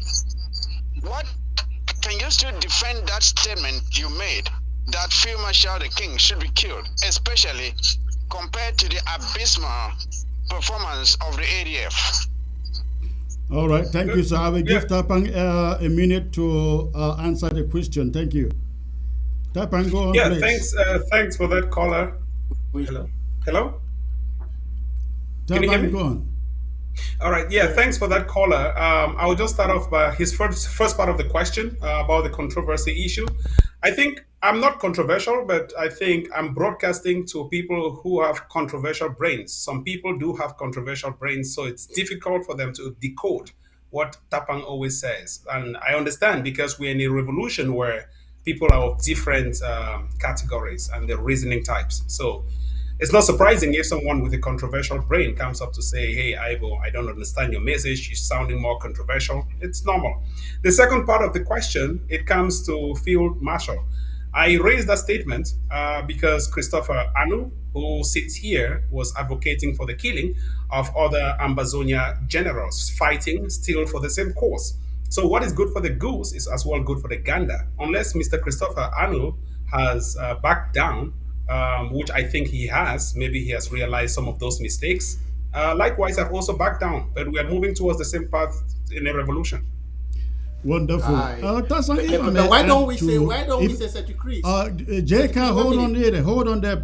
I don't He know was the whether secretary JK under advised that. Sako, but I think he has fired Sako, so so maybe he has a new title. He Hold was the on. secretary under Sako, but Hold on. yeah. Hold on, Tapang. Let me add to the question of the caller out there. There was a moment you went around raising funds and displaying some military boots on the internet and telling people you are the one sponsoring Field Marshal and the Red Dragons. Not Field Marshal, please. I'm Not sorry? Field Marshal, the Red Dragons, yes. The Red Dragons, right? No, Yes. but you mentioned Field Marshal. We know that. No, I don't even know him. Okay, you I've can never deny crossed it, paths but with the him. people out there watching you know exactly what you said. Who was your contact in the Red Dragons? Did you I know? cannot Did reveal you my know contacts to Field you. Marshal? You and I know that we share the same village boundaries. Correct. We're all from Libya But you 11. also We have know our that Field fighters. Marshal is my own brother, and if you were supplying If anything you to have the the Red video, can you pull it Dragons, up so that we should I speak with will facts? know. You know that So if you pull up the supply video them because anything, all my I words are will only know. stated The and my videos are problem, available. Can you pull Tapan, up the video? is that you are one of those who have collected money in the course of this struggle. Put it in Allegations. your pocket, and it did not go into their hands. I did not get to the Prove it. destination. All the times from the Theodore Ngomba, hold on. I muted you. Hold on. Let me finish the statement. I muted you. I will open the mic for you to speak, to respond. Theodore Ngomba once took you to court here in Houston. I don't know what I went to court to do that day. I met you there. I testified in your favor. It had to do with money you put in your pocket. How can you stay running around and saying all these things and not looking at the things you have done to mess up this struggle? Secretary Chris, I would like to drop a point there on this issue. So I respond. Go ahead. Okay, if I'm unmuted, let me respond. You are unmuted. Go on. I hear someone talking at the background. So hold on, Prince Jacob, hold on. Yeah, so let me respond to this. The first part of it, you're talking about money. The best time and the best part of the entire Ambazonia revolution has been under my reign. I care less about whoever is in power right now. But did you collect money? Did you collect money from Ambazonians in the pretense of buying arms or boots and supplying to the Red Dragons? And if so, who was your contact there at the Red Dragons? And the money that Theodore Ngomba was suing you here my in contacts Houston. at the Red Dragons were my village people in Lebialem, where I share a Who boundary was with you. your contact? I cannot reveal. You want to kill them as you've killed others? All right, thank you. Please, let's take the next caller. I know that it's a little embarrassing, but let's move on. Let's move on. Let's get to the next caller here. Please, before you take the next caller, let me add something, please. Hold on, Prince Jacob. Let me get the next caller. You will answer from there. Hello.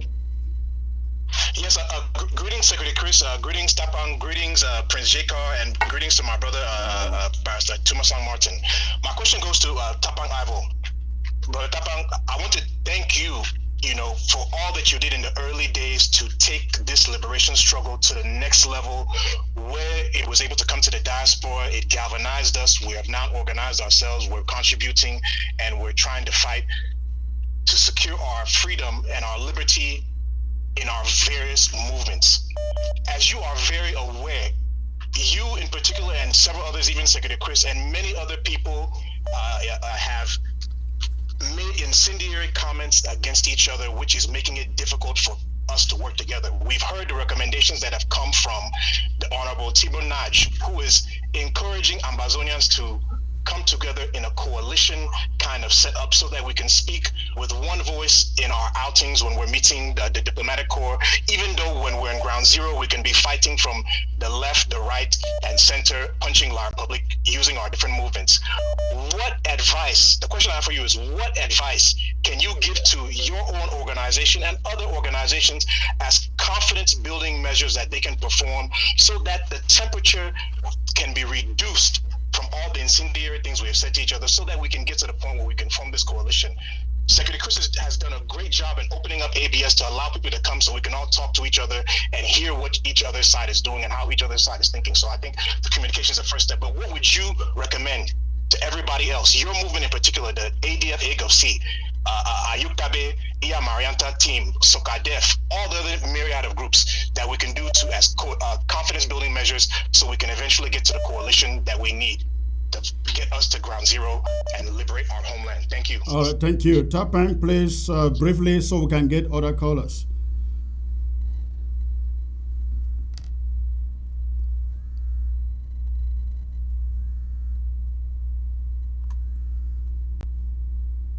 And the way forward. I believe in literally everybody. I've always stood for one thing from the start of the Ambazonia revolution till present. No government today, come tomorrow. Liberation now, government tomorrow. That is where the Ambazonia revolution has a problem. That is not the question, to... Tapang. That wasn't the question. The question was, how would you advise your own group to come together, do some confidence building towards collaboration? Certainly I'm trying to answer the question. So what I'm saying is, it takes two to tango, Secretary Chris. I would say Uncle Chris, not Secretary, because that was the former SACO. So it takes two to tango. I know the ADF in and out. The ADF would hardly participate with politicians in a revolution. I'm dead honest. And I believe at this stage of the revolution, we don't need politicians. We don't need governments. We don't need that. We have to liberate the people who are dying first. Advice we will elect them. What will be the advice I will give them? The advice I will give, and I've given the ADF, leaders, including Ayaba, including Dr. Ayaba. I've spoken with him. He is ready and willing to work with everyone, and Tapang Ivo is willing to sacrifice his life for this to happen. What did you tell him? What was your suggestion? I told him that let's that the last collaborate. caller is referring to. Yeah, I told him that let's collaborate with all other groups, and I'm the one who formed the contender force. Remember, I'm the one who formed it on the ground, the contender force. So I told him in the diaspora, let's meet up with Chris Anu and the rest and form a large coalition to liberate homeland. And he said he's okay for that. But there are politicians in the revolution. And he is not a so politician. Are they willing to relinquish that political quest for pseudo power? You mean to relinquish power so that if there has to be any leader, it has to be Ayaba? It must not be Ayaba. Ayaba is not willing to take it. And I don't know if someone has ever spoken here. Let me just speak it out clear. Ayaba told me, Dr. Ayaba told me, he is not even willing to be the leader of any coalition force. How about the leader? That is what he said. How about the leader of AGOC? So this smear campaign should end. I'm speaking here, and I know the leader the mindset of AGOC. Come again, please. How about being the leader of AGOC? The AGOC is an organization, so you can keep your organization. I don't really care about whether you're part of the IG or some whatever group you want to create. I don't really care about that. But AGOC, that's a political organization, isn't it? Groups.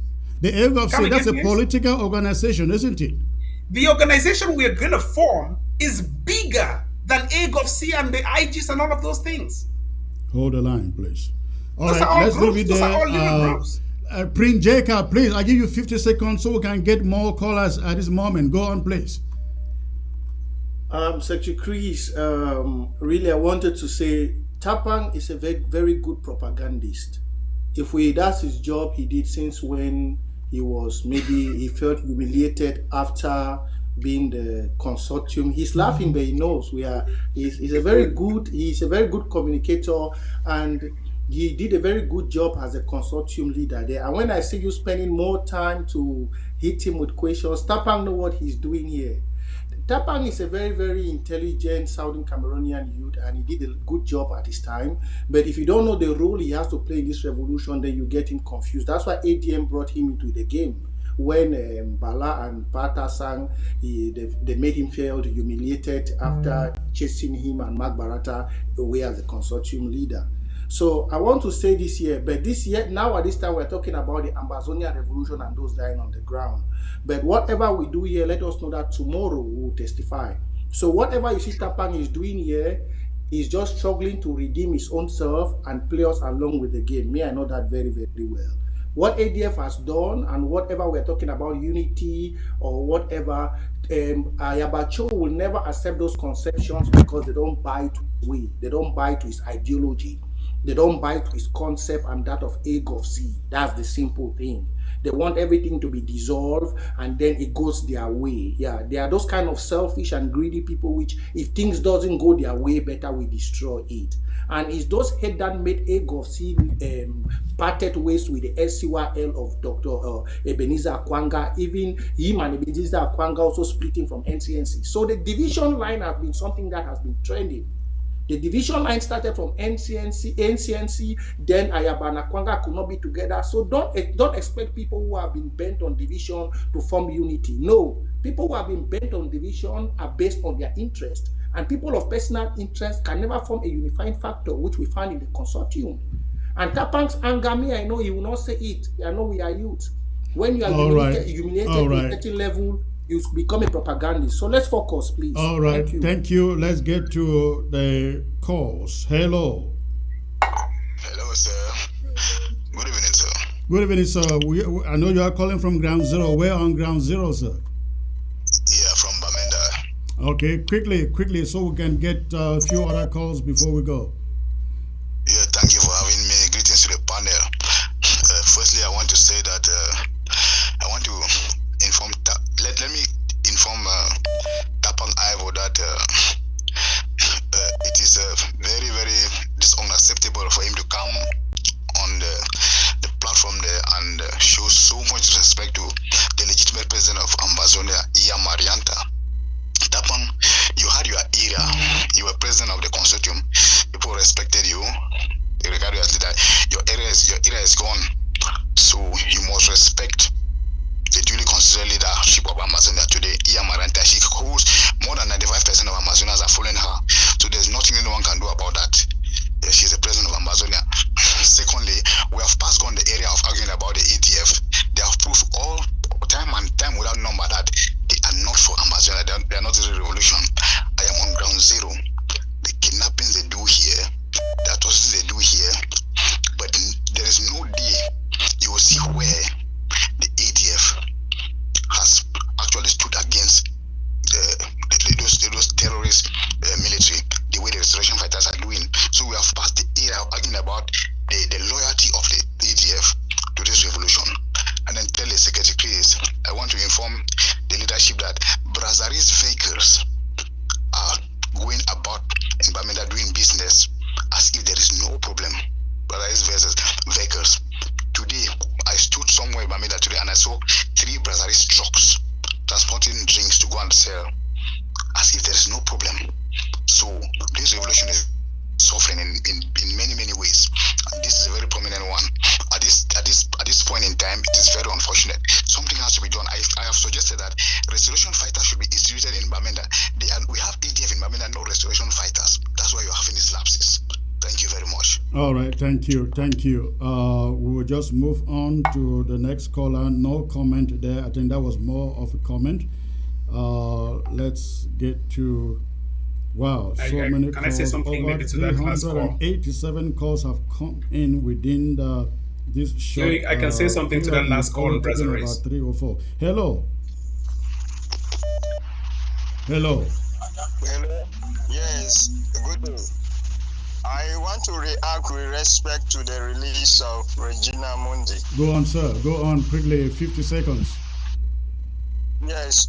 From all indication, we are seeing from the ground that the Tapangs and the Ayabachos, they have embezzled an amount of money from this game. It's a whole game because what they were saying and people were believing them that there will be some prisoner exchange. It didn't work. So they are doing what they are doing. We already know. And what I want to say again, this animosity that is existing between you people there is affecting us in the ground. And you people should seek for possibilities to see that you people unite. I know Ayabacho is not willing and Secretary Chris also is not willing. We know Secretary Chris is a veteran in the struggle. And we know we have to give them the place. Certainly. Because we know from the onset, Ayabacho, they have not been doing a good job behind here. They have been conniving and knocking the heads of one fighter and the other. So we need to see how we can push this struggle to a greater height. All right. Because if there's no unity, no way forward. Thank you. Please, we are suffering, and you people know this. You people are not doing a good job there. You people are just there knocking your heads there. What you are doing over the screen there, you are just making a fool out of yourself. You are just disgracing the whole struggle.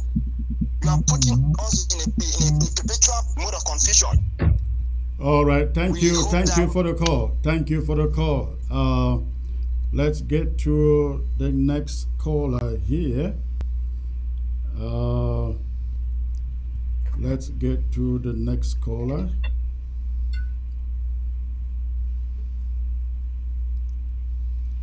Okay, where is it?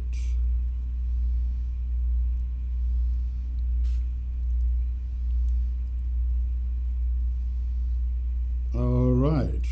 Hello. Secretary Chris. Hello, ma'am. This is Ma Franca. Am I correct? Yes. Oh, yeah, wonderful. You got through today. All right. What is the question? Oh, my God. I've been trying to reach you forever. Well, you got through today. Thank you very much for this show. Yeah, and thank you for accepting my call. I have a few things to make. First, I would like to advise Dr. Ayabacho to kindly share the money that he received with his fighters or his boys in Mezam. Because he's receiving all this big money, but his boys are in Mezam, especially harassing, kidnapping, and torturing poor civilians. As I speak to you, just this week alone, we counted about 5 kidnappings in Bamenda, including kids picking up kids from school, kidnapping couples from their houses, taking them to hideouts in barefoot bushes. And I would just like, if Ayabacho is taking all this big money, can he kindly share the money with his boys in Mezam so that people can live in peace? That's my first point. Okay, hold on there. Hold the line. Let me see if Tarzan can attempt an answer, though he is an outsider now in the ADF. But Tarzan, she makes a very good point. I think last week I received a call where 3 people from one family were picked up by the ADF. The first one, I think they were demanding for, was it 3 million or? They started with 25 million, and then in the end, after keeping them for 1 month, the family was able to raise 2.7 million. And is then that for one person or for the 3 persons? Well, let me explain it, Secretary Chris. They took that money, released the husband. It was a couple and another young lady, 24 years old, in their car. They took the money, kept them for 4 weeks, and then released the husband to go and look for more money. The husband went and stayed for 1 week, didn't have that money. And then they released the wife to join the husband to look for the money. So the wife went, and the money wasn't coming because they could not afford it. So the gang again went after the husband, looking to kidnap them. So up till now, they are still in hiding. But in the end, with messages that we sent, we called Capo Daniel. I reached Dr. Ayabacho. He referred me to Capo Daniel. Capo Daniel didn't make any sense. And then Stocks Kongo got involved, and different people got involved. And they finally released the young lady, but they kept her for almost 6 weeks. And then as of yesterday, they picked up a child from school and demanded $800,000. the family was able to afford 600,000, and I'm not sure they have released that child. So please, can somebody tell Ayabacho to kindly share this 80 million francs to his boys in Mezam, especially so that our people can have peace. My second point goes okay, to hold on. I think Tapang wanted to say something. Just hold on. I'm not dropping you. Tapang, go on, please. Okay. Yes, hello, Ma. It's with great regrets that I would say, if this truly has happened or is happening, it's very, very sad in this revolution. But I will say the ADF that I know, that I have known, and that I will continue to know, does not in any way support the kidnapping of civilians. Not even women and children. I will stop. Can I just speak? Let me speak and end so that you can speak. Let's be civil. Hold on. I will stop you there. Please, sometimes we need to be honest. I don't know how you can come and sit there and say the ADF does not abduct if you have civilians. proof, can you show me? When you heard references made by the caller, what is the proof? To calling, hold on, let me make the point. She made references to calling Capo Daniel, to calling Ayaba, to calling and Success Congo members. And Success Congo, she just mentioned Success Congo. Paid. Listen, she mentioned Success Congo, which means it's Atanganji boys. It's Atanganji boys, not ATF. Who are the She mentioned Success Congo. Listen to her last words. She says Success Congo. The people that are being paid 80 millions are Atanganji boys. Come on. Yes, she just mentioned Success Congo. That is the word she just mentioned. She mentioned 80 million. Is it going to Atanganji boys? They are not ADF. 80 million. Who is it going to? To Atanganji boys? Where is the 80 million? This is speculation. Where is the 80 million? But you mentioned it. You said it. You have I say it's propaganda. You have the story here. Tapan, you said they took money. That is what you wrote. Millions of dollars. That is what you wrote. You said they took money. Where is the 80 million here? Where is the 80? Show me the 80 million. But listen, let me ask you another question. Hold on, please. Tapan, let me ask you. It is established. ADF fighters inside Mancon or Labokang or other places, they arrest our people, they take millions from them. Why are they not going after? Why are they not going after francophones inside Bamenda? Why? Why? Good question, Uncle Chris. Let me just use the word I always call you at the backstage, Uncle Chris. Good question. Why are they arresting? Let's go back to the facts. Are they enablers? If they are, they should be arrested. Oh, francophones are not enablers. If francophones are enablers, they should be arrested. All right, I think the population gets you. Let's get back to the question, to the caller, please. Okay. Hello. Secretary Chris. Yes, ma'am. As I said, the unfortunate thing is that with all the civilians that ADF is kidnapping, they have not kidnapped even a single francophone. That's the point I'm making. And then, let me tell you, Efang is in Ashong. Ashong is closer to Pinyin. All the cows in Pinyin have been stolen by Efang. The last year, before Christmas, the ADF boys went to Santa and stole 100 cows. We sent boys to trace them. They trace and they got to Alabukam and they found out that the ADF boys who stole those cows were heavily armed, and they could not face them.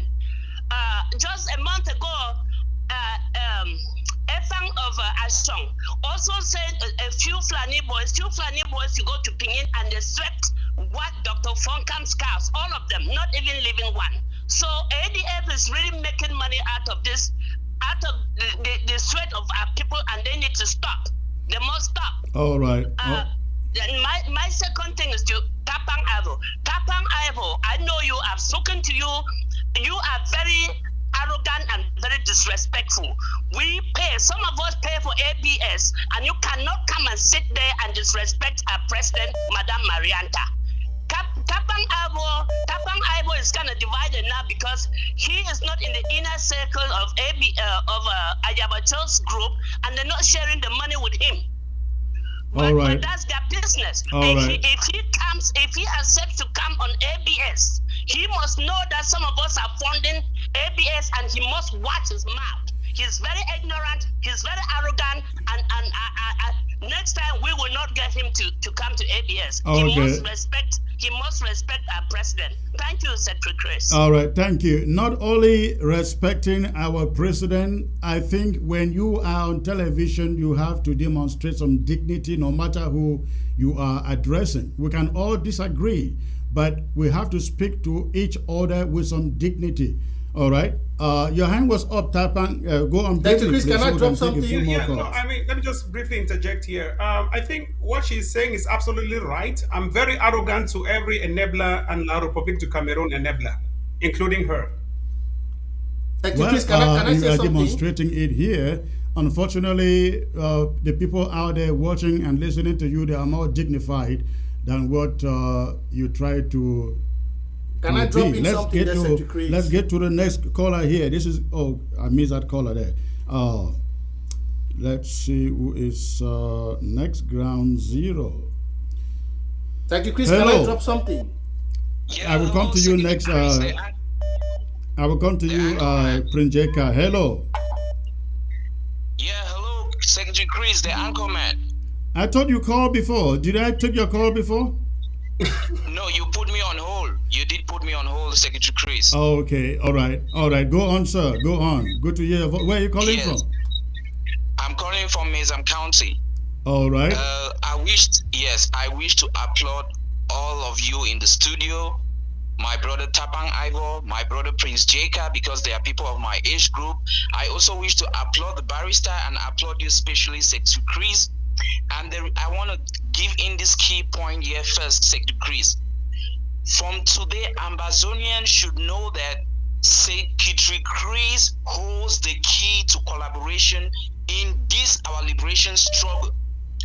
If Secretary Chris is willing, he will be able to collaborate every fraction of this struggle, because he has the revolution has proven that he is the one holding the key, because he can bring everyone together. If Secretary Chris has the willingness to be open, and I want to tell Ambazonian this: if we have to go forward in this revolution, we need to put party politics aside, because if we come to ABS and we keep party politics aside and talk on behalf of the flag, we will go forward. But if we bring party politics, we cannot go forward, because Tapang Ivo will be trying to project ATF, while Chris Jeka will be trying to project the interim government. But if we put the flag first and we keep party politics aside, then we will move forward. We should not point accusing fingers, because all of us have fought that. The IG fought that of killing 39 in Bui. No, that is hold on. Hello. Yes, sir. Where did you get your facts about the IG killing 39? Good. The Bishop Egewan and yourself and you came on ABS, you came on ABC, and you said the 39 who were arrested in Bui should be exterminated. That is what you said. We have the records, we have the videos. All right. I would have projected it to you if I had so what I'm saying. All right. Hold on.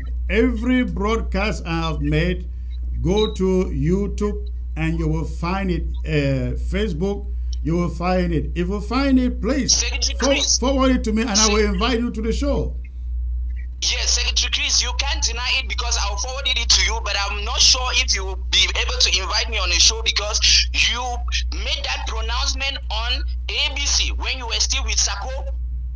Well, again, I say you are mistaken. If you find it, forward it to me, and I will indeed play it. I think you are probably misinterpreting what was said. We will never, ever encourage the killing of a single fighter in this struggle. My own brother is there in the bush for 5 years and counting, and you think I will sit here and ask for other fighters to be killed?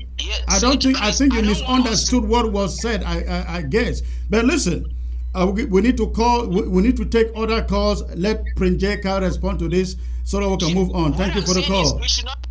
Prince Jeka, go on, please. Secretary Chris, when you get to shows like this with this kind of people, you have to have tactical questions because you have mostly people who have been trained to become Facebook warriors and propagandas calling. Number one, first, ask the caller who is calling that how can you bury 39 people without anybody knowing? Where are the graves? Where are the graves? That's the question. When anybody ever asks you about these dirty questions, which is being springing up always from Bowie, ask them, can you bury 39 people in Amazonia without nobody knowing? Come on. Amazonians are not stupid. Then number two, Tapang is always dragging himself away from Success Congo. When they say, oh, Success Congo, Tapang will say, no, it's La Republic. Tapang, were you not the one who directed Nambere to go and meet Success Congo? Why is it happening now that you're running from Success? These are things which some of you just make me laugh, my brother. So Nambere's audio is still in our archives. Very clear and very pronouncing. You sent Nambere to go and meet Success Congo. Success Congo took Nambere from there and brought Nambere to Cameroon. Until Nambere suffered everything he went through, until they had to kill him, and then he snuck away like a small mole back to Nigeria. So why are you running today away from Success Congo? That anything, this woman that was calling is mentioning Success Congo, anything in Success Congo in this show, you don't want to get it. I don't understand. Because Nambere made it very clear. He said, you introduce him to Success Congo. Me, I like us to dot the I's and the T's. I believe you're a very learned colleague here. You're my brother, you went to school so well. And I'm somebody which I reason logically. When I pick the one, the two, and I combine it, it makes me reason, and I don't like to be driven around. If you pick Nambere, you pick Success Congo, it gives you to Tapang. If Nambere was in La Republic, that means even you, Tapang, are part of La Republic. Let's be reasoning. That's how I reason, eh? And you in America, you know that's how the youths, which are being brought up in this way in the Western world, that's how their reason is. Their reason is not being miscalculated. No. If you pick one and put together, it go. It's a shallow reasoning. It's very shallow. No, it's not a shallow reasoning, Tapang. If you directed Nambere to Success Congo took him to La Republic, and La Republic used him to kill our people and even look for commando. That means you are not even different from the Ayaba. You are not different from the... That's the truth. That's why you're objecting everything concerning Success Congo. So, Chris, your mic is mute. Unmute yourself. Your mic is muted, Secretary Chris. We need to be right. Our brothers are dying. The youths are dying. All right. Please, we cannot go back litigating all of this. It doesn't make any good to us. Let's see if we can get maybe the last caller here. Hello. Hello, Secretary Chris. Hello, sir. Where are you calling from? I'm calling all the way from Germany. All right. And what is your contribution, sir? Okay, thank you very much for giving me this opportunity. Yeah, I just want to make a few comments, and I will likely be asking a question to Tapang Ivo. Tapang thinks that he is smart, but he forgets that Ambazonians are smarter. To get Tapang, the only thing you need to do is to listen to him carefully and critically. You will realize that most of the time when he speaks, he keeps shooting himself in the leg. I will quote two instances on the show this evening. Tapang just made a comment that Ayabacho wouldn't want to collaborate or unite with other leaders because they are politicians. But he forgets that he, Tapang, and Ayabacho were the one announcing on social media that they have an alliance with Seseko. A Seseko, not a politician. Again, listening to Tapang this evening, Tapang also questioned that Marianta is not his president. Who made her president? He forgets that he was one of the leaders of the consortium that were controlling the whole of Ambazonia. Who made Tapang a consortium leader? That's a very good question and a legitimate one. If you listen to him critically, you realize that he keeps fooling around thinking that he is very smart, which is very wrong. And to answer this question that everyone has been asking, where is ADF fighting? Let me assure you, you can write this down. Everyone listening to me right now, write this down. ADF will fight when Ambazonia will come. Ayabacho is very smart. He is preserving his arsenals. He is preserving his fighters. Immediately Ambazonia will come, we will see ADF fighting. Thank you very much. Good evening. Very legitimate point, so thank you. Tapang, please take the opportunity 1 minute and answer that. We can't take any more calls, ladies and gentlemen. The time is far spent. Tap and go on, please. Yes. Apparently, I want to thank that caller for expressing his point of view. And if you've realized, I've never been a politician in this revolution. Someone asked, and he asked, who appointed Tapang? Oh, you were the president. I was the president of an NGO registered in Cameroon called the Cameroon Association of the Cameroon Civil Society Organization, the consortium. That was an NGO. That is. Can I just speak? Let me just speak, please. Yourself a leader? I'm a president. I was the president of an NGO. Ayaba who elected, is a president of an NGO. Ayaba collaborates with Sisiko, who was dismissed by Sako the thief of an NGO. So Sisiko was not even a president at the time Ayaba established collaboration with Sisiko. When you became Sisiko is only just a person who was dismissed from his position. When you became the leader of the consortium and everybody embraced you, including myself, who that was elected an NGO, you? Correct? And not the president of Ambazonia. I have never been the president of Ambazonia. Tapang, at that time, you were essentially leading this struggle. You and no, I've never been the president of Ambazonia. Never. I was a president of an NGO. Yes, who elected you the president? The NGO members elected me the president of the NGO. Okay, assuming good. Assuming the time will come for Amazonia to elect a president. The NGO that day, leaders all of us elected will go you. down and vote. Assuming the NGO leaders elected you. You think that I'm not assuming. I'm not assuming. You think President Marianta elected herself? She is a member of an NGO. You think she elected herself? That. I'm asking you. No one is the president of Ambazonia. Do you think she elected herself? She elected herself, whoever is a comrade. All right. Tapang, listen, thank you very much. Let me give the last voice to the last minute to Prinjeka. We lost Barrister Martin and Prinjeka. Please, 50 seconds for the last point. I want to just say this, Ambazonians, and to my fellow long-time comrade. I could say he's even worth being calling my mentor, because people knew me as Prince Jeka starting from Tapang. So I want to say this to all of us. We are all matured and we are wise. And Tapang, as a youth, I believe him there knows what our people are going down, and knows that mostly is the youth which are they are dying, they are perishing on the ground. We need to be honest to ourselves, and to all Ambazonians on the ground, we need to be honest to one another. I'm very happy we had this debate, because it's good when we speak the truth to one another. And I believe him as Tapang Ivo going back today for the almost 6 years we have known each other, he has gotten some truth from me, which I believe that's what guides us. And I know he has so much pain in his mind. He's very good towards the revolution, but he should reconsider his pain with the blood of Ambazonians which have been perished on the ground. I believe he joined you here today because he feels the pain of those souls of the young ones which are being killed.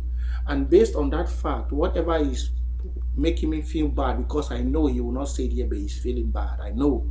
I have worked with him. I know the passion he has for the revolution, but I understand where his grief is. We all have those griefs, but it's time we all have to further this revolution to the ground. He should get up as a young man and stand and face these old people and tell them the truth, just like what he's telling Ayaba now. It's not only has to be Ayaba.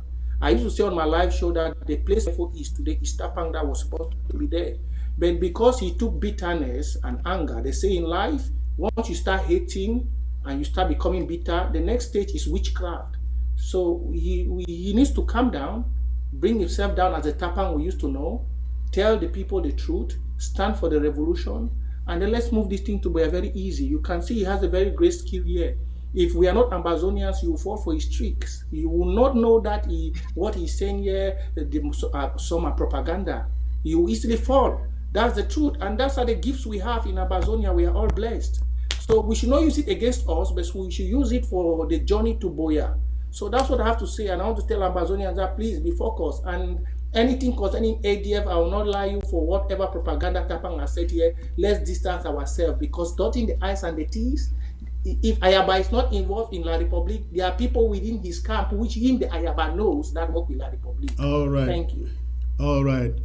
Tapang and Prince Jeka and Barrister Martin, we lost you. Thank you for joining the show. If need be, we will bring you back again. Thank you and good night, sirs. All right, ladies and gentlemen, that was it for the night.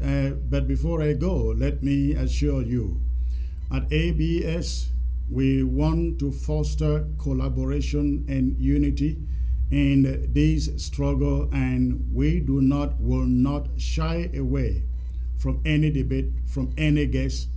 If you are out there and you want to participate in these discussions, feel free to pick the phone and call and say, hey, Chris or Secretary Chris, I'd like to come on ABS and share an idea or share a point or discuss a point. You are more than welcome to come, even if you are in La République du Cameroon. Ladies and gentlemen, we have to start talking to ourselves before we talk to La République du Cameroon.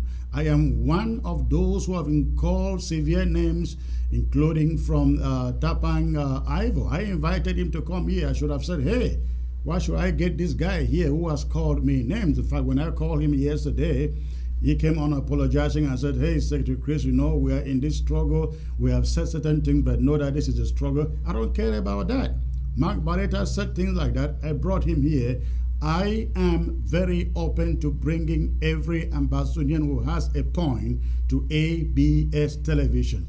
However, I expect that when you come on, you have to conduct yourself and demonstrate some dignity, because when you come here and want to present yourself as a tout, as a rogue, people don't take you any seriously. So, again, thank you for tonight. I hope that you have enjoyed this and benefited somehow, and I look forward to coming back in the course of the week, possibly on Friday, with another broadcast. In the meantime, Mike Fusi will be here tomorrow with the War Zone. And let me make the last appeal to you. For those of you who made pledges to ABS during our fund drive and you have not yet redeemed those pledges, please, I'm urging you, redeem those pledges. I'm sure you have the payment platforms. If you don't have the payment platforms, text me with a number that you call through, and you will receive those payment platforms. Thank you so very much for staying put. I look forward to being back here Friday. Good night.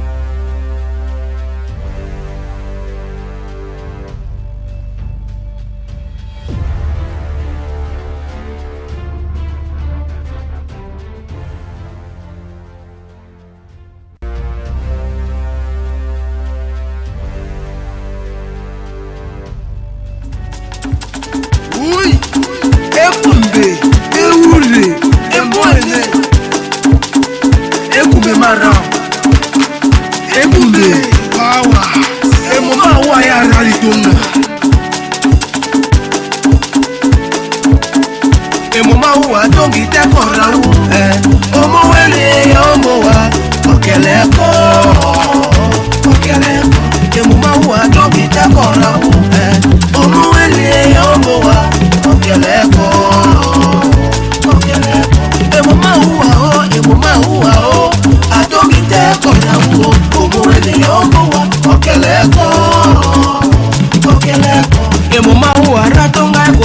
yangani Koi meke moto na mano lili lunge Awe andi Okeleko Okeleko Matungu mare Okeleko Omuna muna Okeleko Natenonji awanga Okeleko Okeleko O America Okeleko O UK Okeleko Nateno Texas Okeleko Okeleko Ui Iwe lindongoa Orale mita wawo kwane koma monye Mama kobe marokoto unye Rekeno ejoke Onore bufinge ka etoke Ejoke Meyo eke mapachi kesunge Ejoke Jumbo kokoni singe Ejoke President Billy Sala of Florida oh Yokane uwa no metunga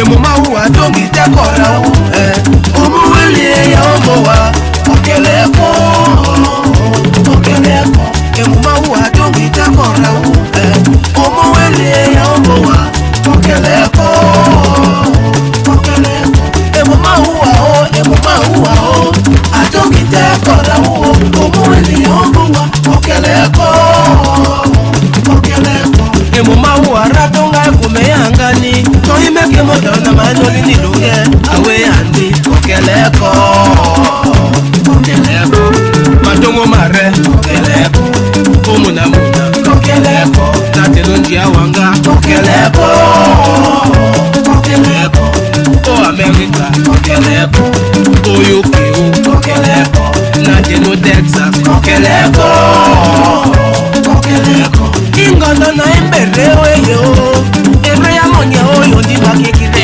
Ewe nilitunga Okeleko Okeleko Ingondo na emberewe yo Nirango ninyango ewe yo Naja ninginya Okeleko